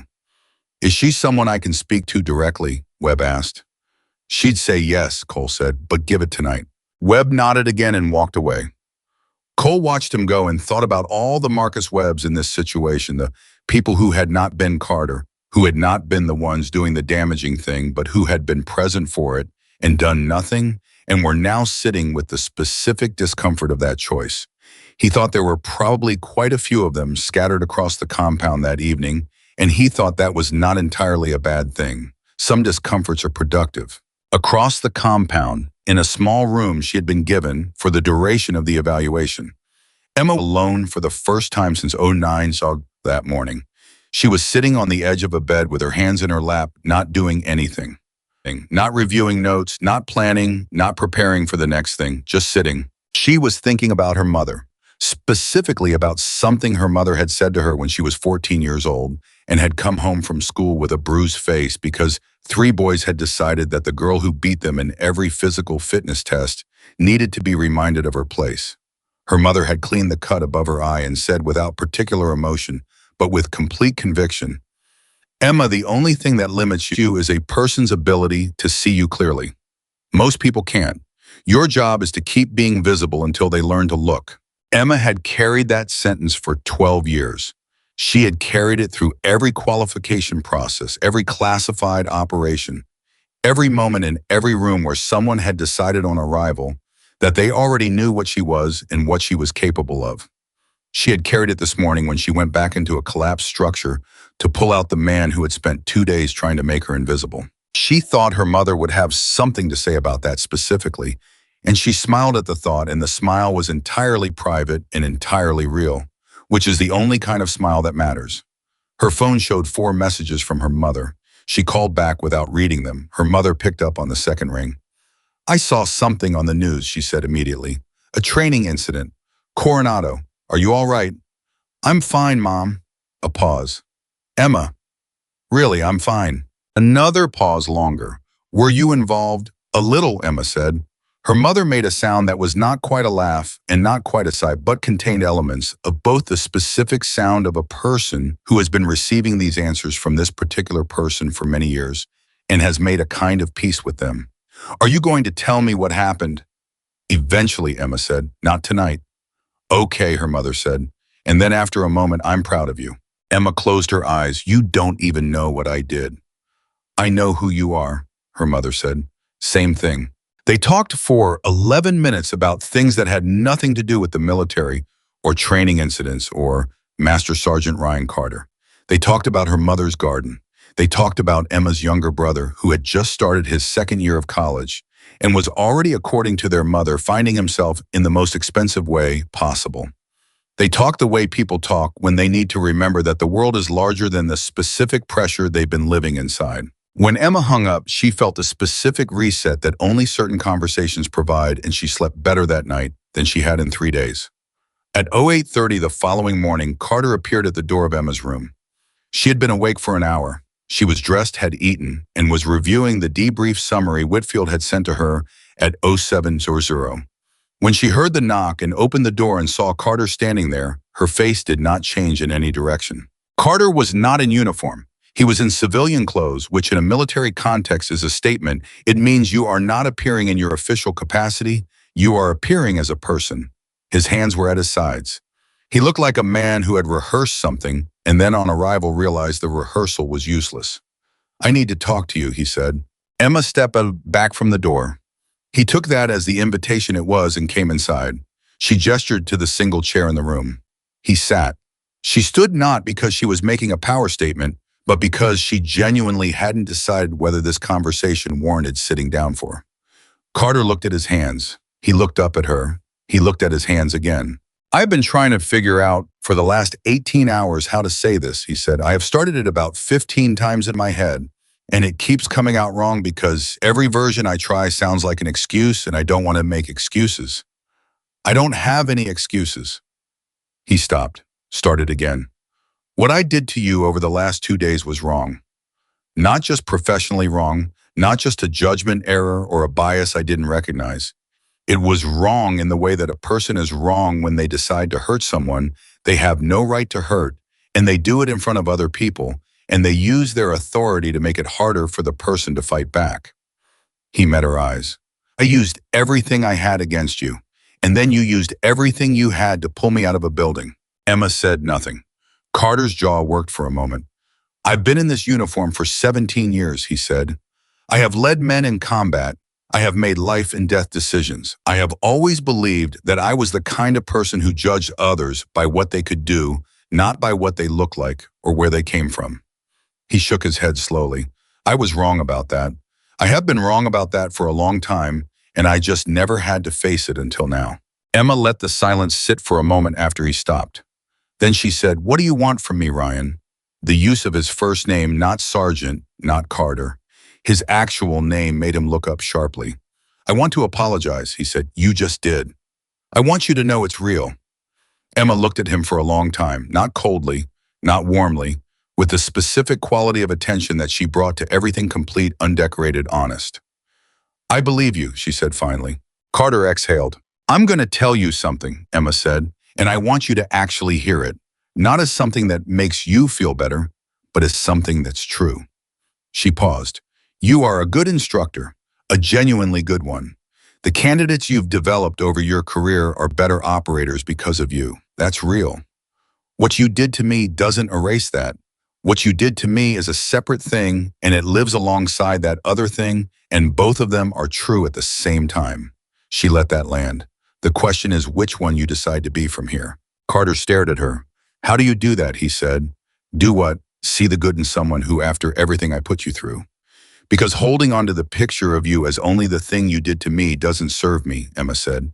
"And it doesn't serve you either. You're going to have to live with what you did. That's not my job to manage for you, but I'm not going to spend energy hating you when I have better things to spend it on." Carter sat with that for a long time, long enough that the silence became something different, not uncomfortable but reflective. The silence of a person actually processing rather than waiting to respond. "Leadership is measured by actions, not pride," he said finally. It sounded like something he was saying to himself rather than to her. "Yes," Emma said. He stood. He straightened. He looked at her one more time.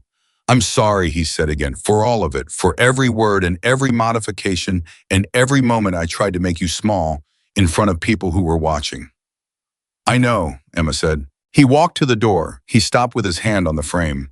"For what it's worth," he said without turning around, "I've evaluated hundreds of candidates in 17 years across every scenario I've ever run. What you did in that building yesterday was the finest leadership decision-making I have ever personally witnessed." He left without waiting for a response. Emma stood in the empty room and breathed for a moment.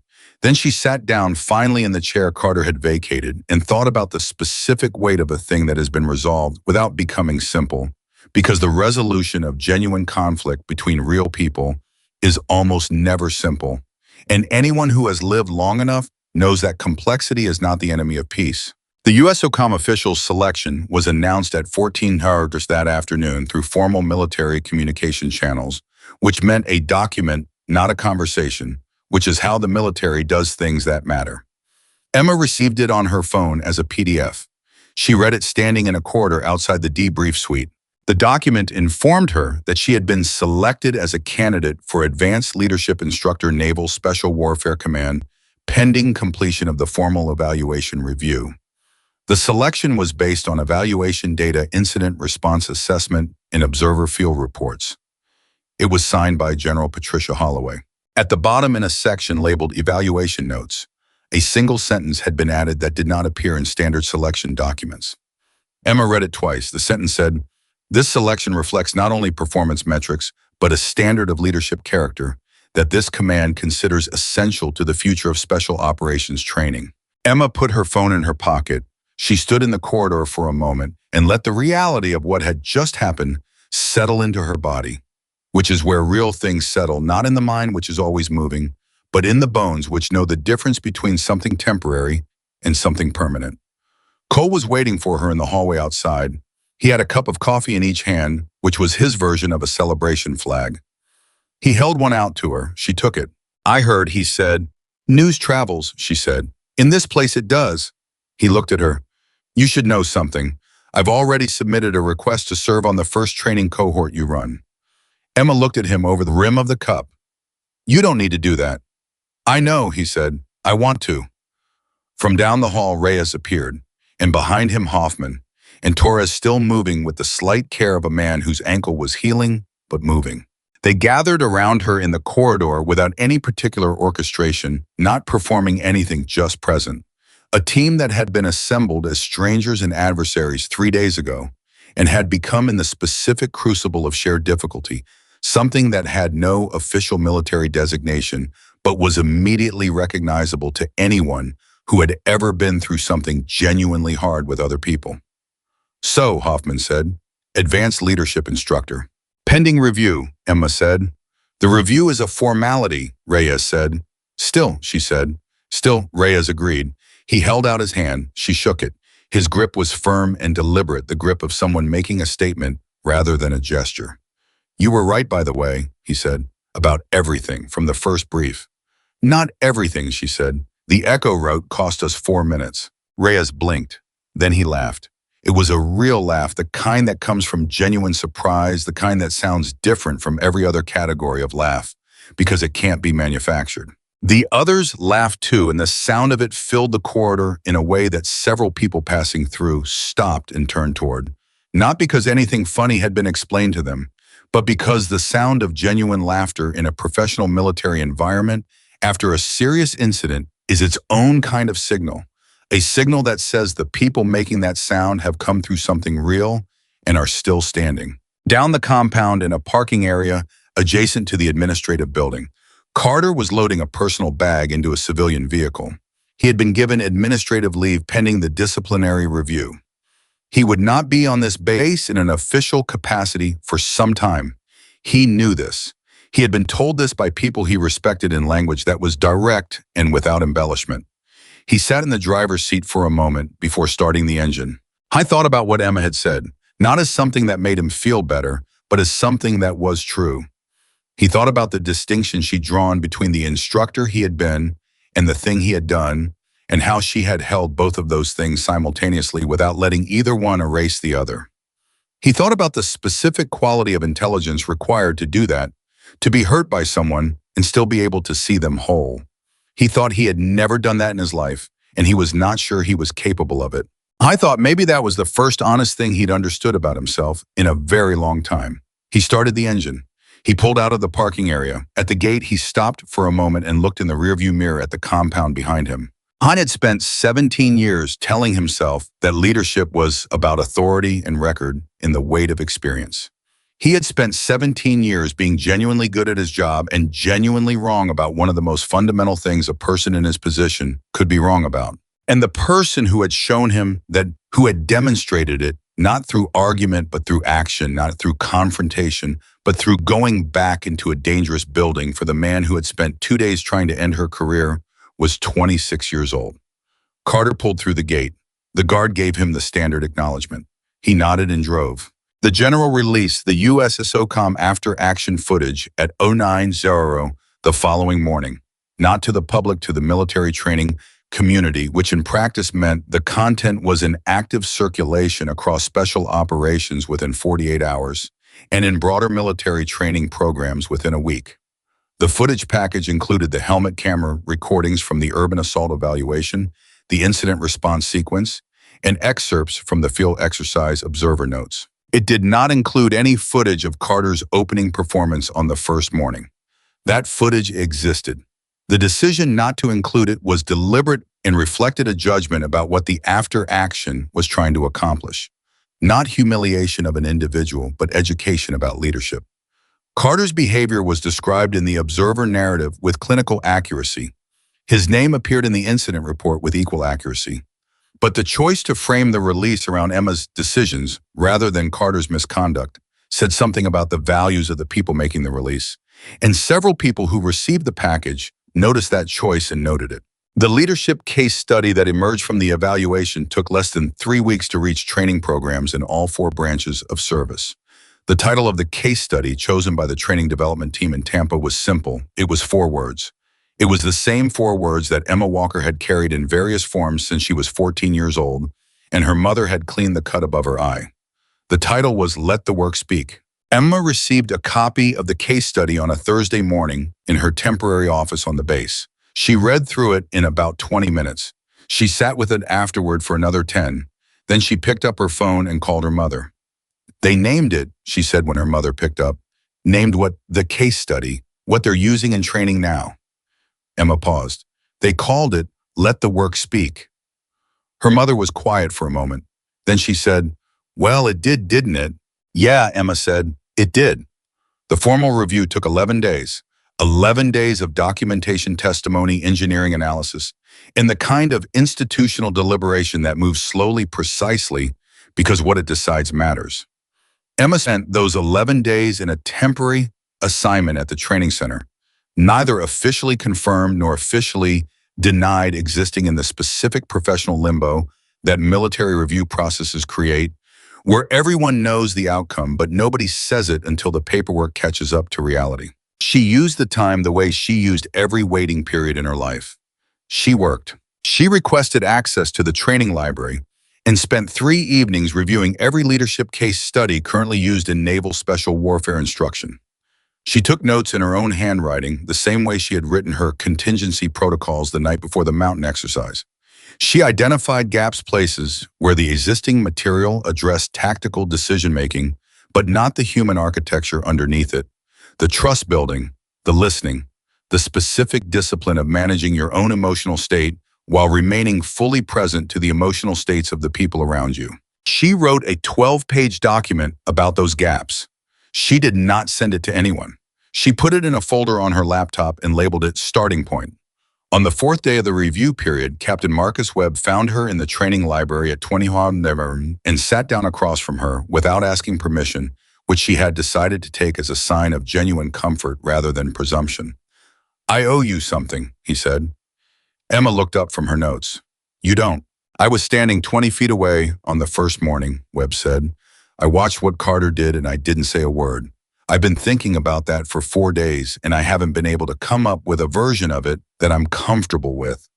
Emma put down her pen. What would you have said? Webb blinked. He hadn't expected the question redirected at him. I don't know, he admitted. That's the honest answer, Emma said. Most people don't know what they would have said until the moment arrives, and they either say it or they don't. She paused. You're here now. That's not nothing. Webb looked at her for a moment. How do you do that? Do what? Take something that should make you angry and turn it into something useful. Emma considered this.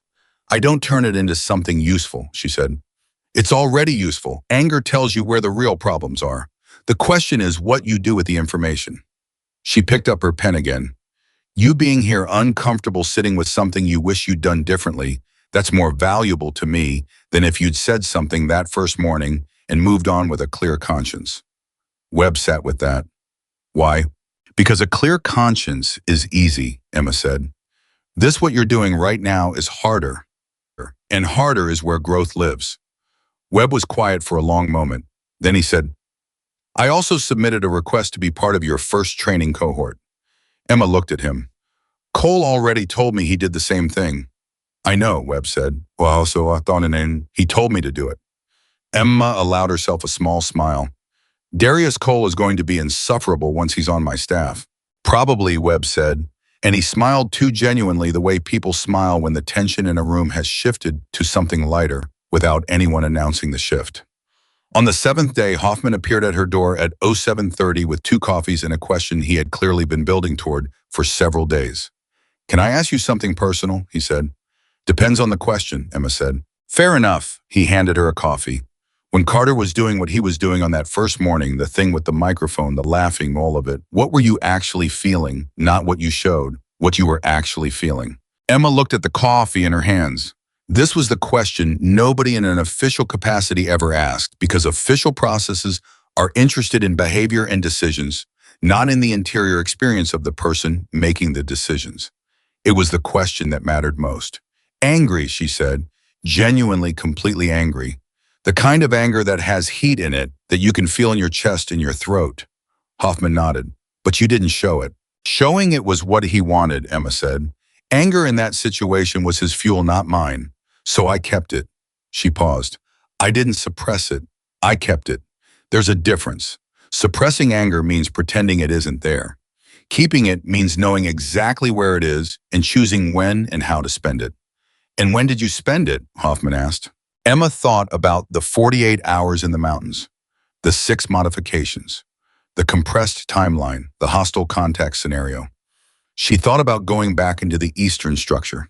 She thought about the specific quality of focus she'd had inside that building. Clean, precise, completely without personal noise. I spent it on the work, she said. Every time I made a decision out there that was better than it needed to be, every time I went one step further than the minimum required, that was the anger converted. Hoffman sat with that for a long time.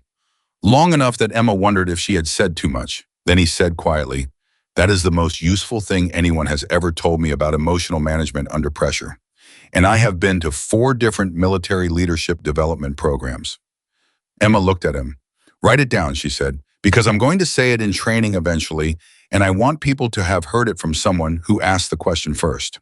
Hoffman laughed. He stayed for another 20 minutes, and they talked the way people talk when they have been through something real together and are beginning to understand the shape of what they now share, not as a formal conversation, not as a debrief, but as 2 people figuring out what the experience means now that the immediate intensity has passed. On the 11th day at 0900 exactly, Emma received a formal phone call from General Patricia Holloway's office. The aide on the line was professional and brief. The review was complete. The selection was confirmed. Petty Officer Emma Walker was hereby appointed as Naval Special Warfare Advanced Leadership Instructor, effective the following Monday, making her the youngest person to hold that designation in the program's history. Emma thanked the aide. She hung up.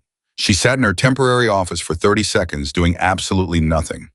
Then she opened her laptop, found the folder labeled Starting Point, and opened the 12-page document she had written during the review period. She read the first line.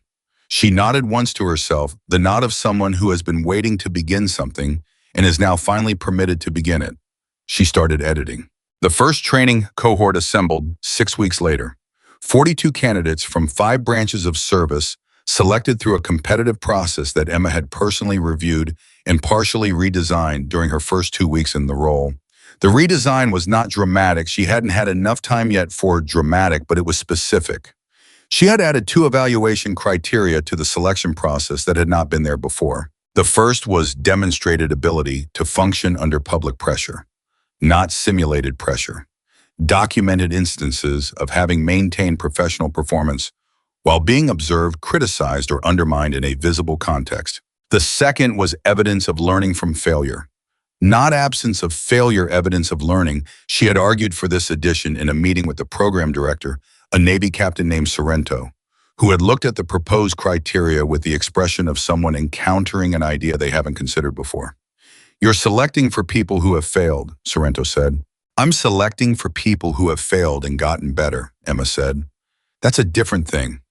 Someone who has never failed hasn't been tested enough. Someone who has failed and learned is someone I can work with."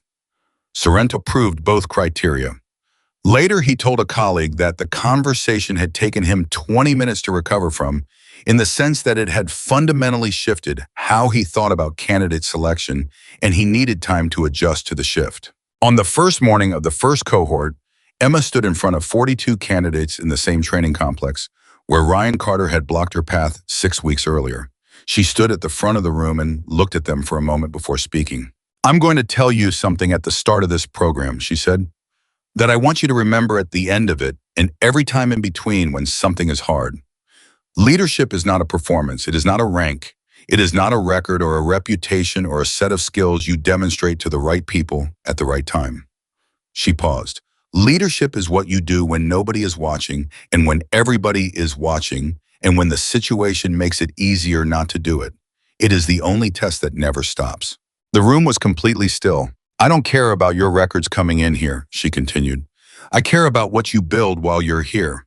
And the first thing we're going to build is the one thing that no training program I have ever been through adequately addressed." She let the pause breathe. "We're going to build the ability to lead people who don't want to be led by you, because that is the real world. And anyone who tells you different is preparing you for a world that doesn't exist." At the back of the room, Darius Cole, now officially assigned to Emma's training staff, was standing against the wall with his arms at his sides and an expression that was not quite a smile but was in the same neighborhood. Marcus Webb was 2 seats down the wall from him in the same posture with a very similar expression. Cole leaned slightly toward Webb and said under his breath, She's going to change this entire program. Webb said she already has. The first cohort ran for 8 weeks. It was the most demanding 8 weeks that most of the 42 candidates had experienced in their training careers, and it was demanding in a specific way that distinguished it from other programs. Not because Emma made them do more physically, but because she made them do more honestly. She required them to account for their decisions in real time, to articulate their reasoning, while under pressure to practice the specific discipline of remaining emotionally regulated while managing other people's emotional states. She had them fail deliberately in controlled scenarios designed to produce failure, and then she had them debrief the failure in front of their peers with the specific instruction that the debrief was not about defending the decision. It was about understanding it. 3 candidates washed out in the first 2 weeks. 2 of them left because the program was physically harder than they anticipated. One of them left because Emma told him in a direct private conversation at the end of week 1 that his pattern of deflecting accountability onto his teammates during the failure debriefs was not something she could work with in a leadership program, and that if he chose to remain, she would need to see a different approach by the end of week 2. He did not return for week 2. The 39 who remained began doing something Emma had hoped for but not counted on. They began teaching each other. It happened organically the way things happen.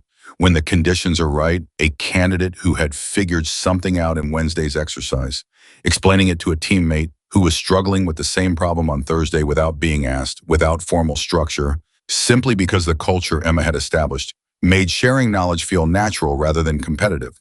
She noticed it in the second week and said nothing about it to anyone. She simply let it continue and watched where it went.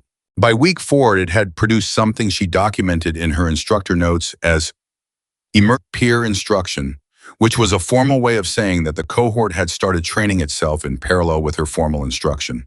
She modified the program schedule to give it room. She created unstructured periods, 2 hours on Tuesday afternoons that had no formal agenda.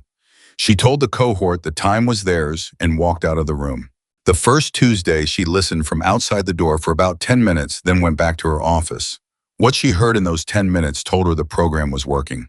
The first evaluation cycle for the new program generated data that landed on Captain Sorrento's desk in week 6 with the specific quality of data that makes experienced administrators read it twice to make sure they're reading it correctly. Performance metrics across the 42 candidates, the ones still enrolled, showed improvement rates on leadership competency measures that were, in the words of the evaluation team's summary, significantly above historical program baselines. Sorrento read the summary. He called Emma's office. She picked up on the third ring. "These numbers," he said. "Yes," she said. "You want to explain them to me?" "The candidates are learning from each other," Emma said. "I created the conditions. They did the work." Sorrento was quiet for a moment. "You created the conditions. You're not going to take credit for the outcomes." "Credit isn't the point," Emma said. "If I take credit for this, it becomes about me. If they take credit for it, they own it. And people perform better when they own what they've built." She paused. "Which is the lesson, Captain? That's the whole lesson." Another silence. Then Sorrento said, "I'm going to recommend this model for the next 3 cohort cycles. I'd appreciate the chance to keep refining it before it scales." Emma said. "I'll give you 1 more cycle," he said, "then we scale." "Fair enough," she said. 8 months after the Eastern structure collapse, Ryan Carter returned to Naval Special Warfare Training Center for the first time since his administrative leave. He was not returning in any official capacity. He had retired quietly without ceremony, the way careers sometimes end when the ending is complicated, and he had requested through proper channels permission to attend a public graduation ceremony for a SEAL candidate cohort that included a candidate he had mentored 4 years earlier before any of the events of the evaluation week. Permission was granted. He arrived in civilian clothes, took a seat in the public observation area, and sat without speaking to anyone. Several people recognized him. A few nodded. Most did not. Emma was running the graduation ceremony in her capacity as advanced leadership instructor. She saw Carter when she scanned the observation area at the start of the proceedings. She registered his presence, noted it, and returned her full attention to the ceremony without further elaboration. The graduation ran for 40 minutes. 14 new SEAL candidates received their tridents. One of them was a woman 24 years old from Indiana who had failed her first Hell Week attempt due to a stress fracture in her left foot and returned 8 months later to complete it on the second attempt. When this candidate's name was called and she stepped forward, Emma pinned the trident herself, which was not standard protocol. Standard protocol was for the senior officer present to do the pinning, but Captain Sorrento, who was the senior officer present, had quietly stepped aside when he saw Emma move, because he understood what he was watching without needing it explained. The audience rose. The applause was immediate and full and genuine, the kind that happens when a room full of people are responding to something real rather than something ceremonial. In the public observation area, Ryan Carter rose with everyone else. He clapped. He clapped the way people clap when they are not performing appreciation, but feeling it, hands together, sustained with the specific quality of someone who is aware that they are witnessing something that has personal meaning they don't entirely know how to carry yet. Emma at the front of the ceremony did not look at Carter. She was looking at the young woman in front of her, at the expression on her face, which was the expression of someone who has survived something enormous and is standing on the other side of it for the first time and is only beginning to understand what the survival means. Emma knew that expression. She had worn it herself in a different ceremony in what felt like a different lifetime. After the ceremony, during the informal period when families moved forward and conversations began in clusters across the floor, Carter made his way toward Emma. He moved carefully with the specific care of someone who is not sure of their welcome and is making sure their approach is visible and unhurried. Emma saw him coming. She waited. He stopped 3 feet away. He was wearing a plain gray shirt and civilian trousers, and he looked without the uniform and the rank and the authority it carried, like exactly what he was, a man in his early 40s who had recently lost the structure that had organized his entire adult life and was still figuring out what came next. "She's extraordinary," Carter said. He meant the young woman who had just received her trident. "Yes," Emma said. "Second attempt, stress fracture." He shook his head slightly. "That's character." "That's character," Emma agreed. Carter looked at Emma directly. He had had 8 months to practice what he might say in a moment like this, and all of that practice had produced in the end something very simple. "I've been teaching," he said, "not here, at a community level, ROTC programs, high school kids interested in military service." He paused. "I've been telling them something that I've been carrying around since the building." Emma waited. "I tell them," Carter said, and his voice had something in it that was different from every other time Emma had heard him speak. Not the authority, not the performance, not the contempt. Something quieter and more durable. "Never underestimate a warrior because of what you think you see. Character always reveals itself under pressure." Emma looked at him for a long moment. "That's a good thing to teach," she said. "It's the most important thing I know now," Carter said, "which is interesting because 8 months ago I didn't know it at all." He paused. 8 months ago, I would have told you I already knew everything important about leadership. "And now," Emma said.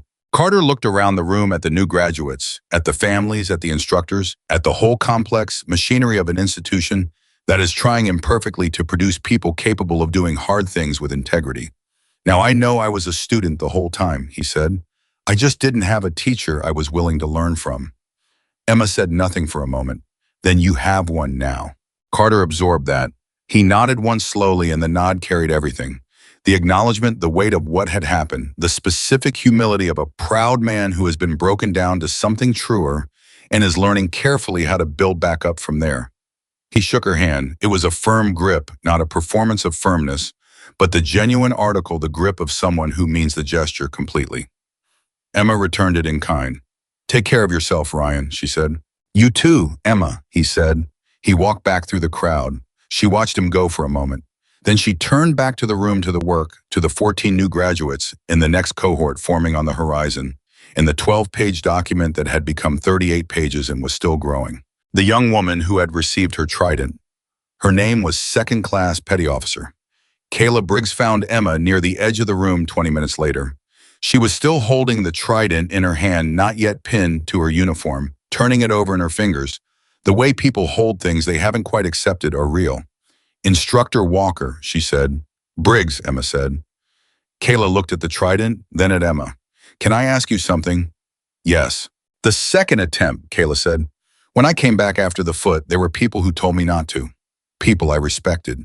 People who said the first attempt was proof that my body wasn't built for this and that going back was. She stopped. They were trying to protect me. I know that. But they thought they already knew what I was capable of. And they were wrong. Emma looked at her. Yes, she said simply. How did you handle that? Kayla asked. The people who thought they knew, Emma considered the question with the same care she brought to every question that deserved care. You let them be wrong, she said. Not with contempt, not with a point to prove. You just keep doing the work. Keep becoming more than whatever they've decided you are.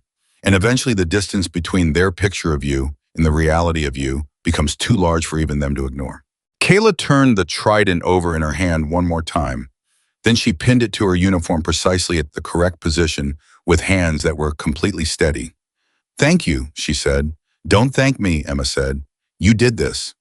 I know, Kayla said, but you made it possible to believe I could.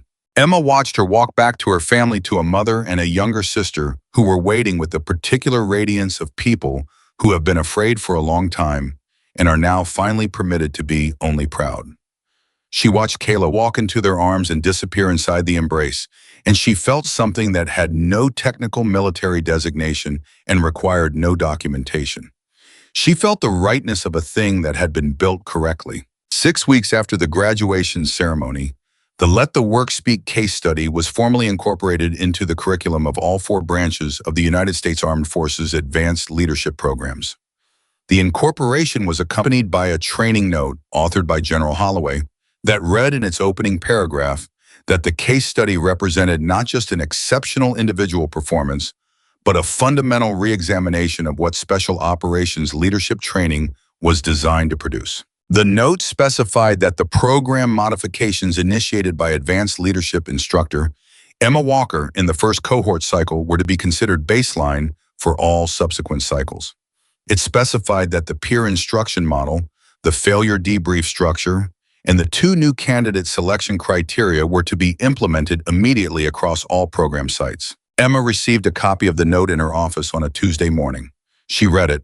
She set it down. She picked up her phone and called Cole. The Holloway note, she said when he picked up. I saw it, Cole said. How do you feel? Emma thought about this honestly. She thought about the first morning of the evaluation when Carter had stepped into her path and laughed. She thought about the team brief in the operations room with 8 skeptical men who had already decided.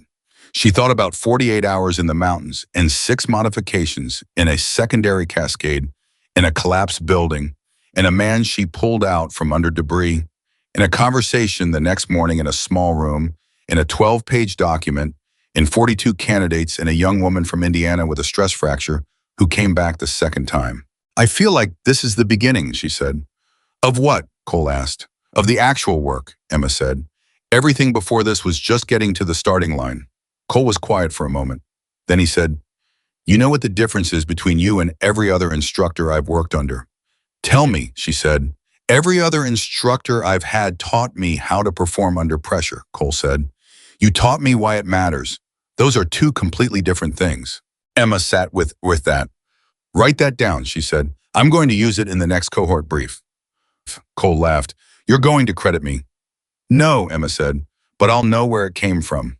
Cole laughed again, the real kind, the kind that sounds like what it is. On the last evening of the second cohort cycle, Emma stood alone in the same training field where her story had begun.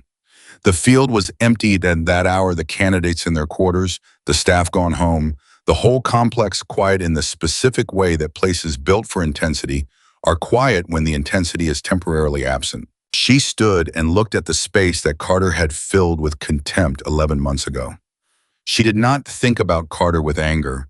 She did not think about him with warmth. She thought about him the way she thought about every hard thing that had shaped her, with the clear-eyed acknowledgement that it had happened, that it had cost something real, and that what she had built from the quad was worth more than what the cost had taken. She thought about her mother. She thought about Kayla Briggs with the trident in her steady hands. She thought about Cole and Reyes and Hoffman and Torres in a vehicle moving through the dark, 8 people who had started as strangers and ended as something no official designation could adequately capture. She thought about what leadership actually was, not the version in the manuals, not the version Carter had performed, not even the version she taught in the formal curriculum. The real version. The version that exists underneath all the structure and the documentation and the case studies and the training notes. The version that is simply this: seeing the people in front of you in their full complexity and full humanity and choosing to be responsible for them. Not for their performance, not for their output, for them. Emma Walker had never set out to prove that women belonged in the SEALs. She had never framed her career as a statement or a movement or a point to be made. She had simply done the work every day at the highest level she was capable of, and then done it again the next day at a slightly higher level, because that was what she believed preparation meant: not arriving ready, but staying ready and building the people around her into something readier than they were before she found them. The Pacific moved beyond the training grounds, in the dark, indifferent, impermanent, the way it had moved when she was a candidate, in the way it would move long after every person who had stood on these grounds was gone. Emma Walker looked at it for a moment. Then she turned and walked back toward the building where the next day's work was waiting. She had always known that the best warrior is the one who remains calm when everything is breaking, who moves toward the person in the debris instead of away, who builds the people around them into something stronger than they arrived, and who leads with complete honesty about what leadership actually costs and what it is actually for. She had always known it. She had just spent her entire career making sure the world finally knew it too.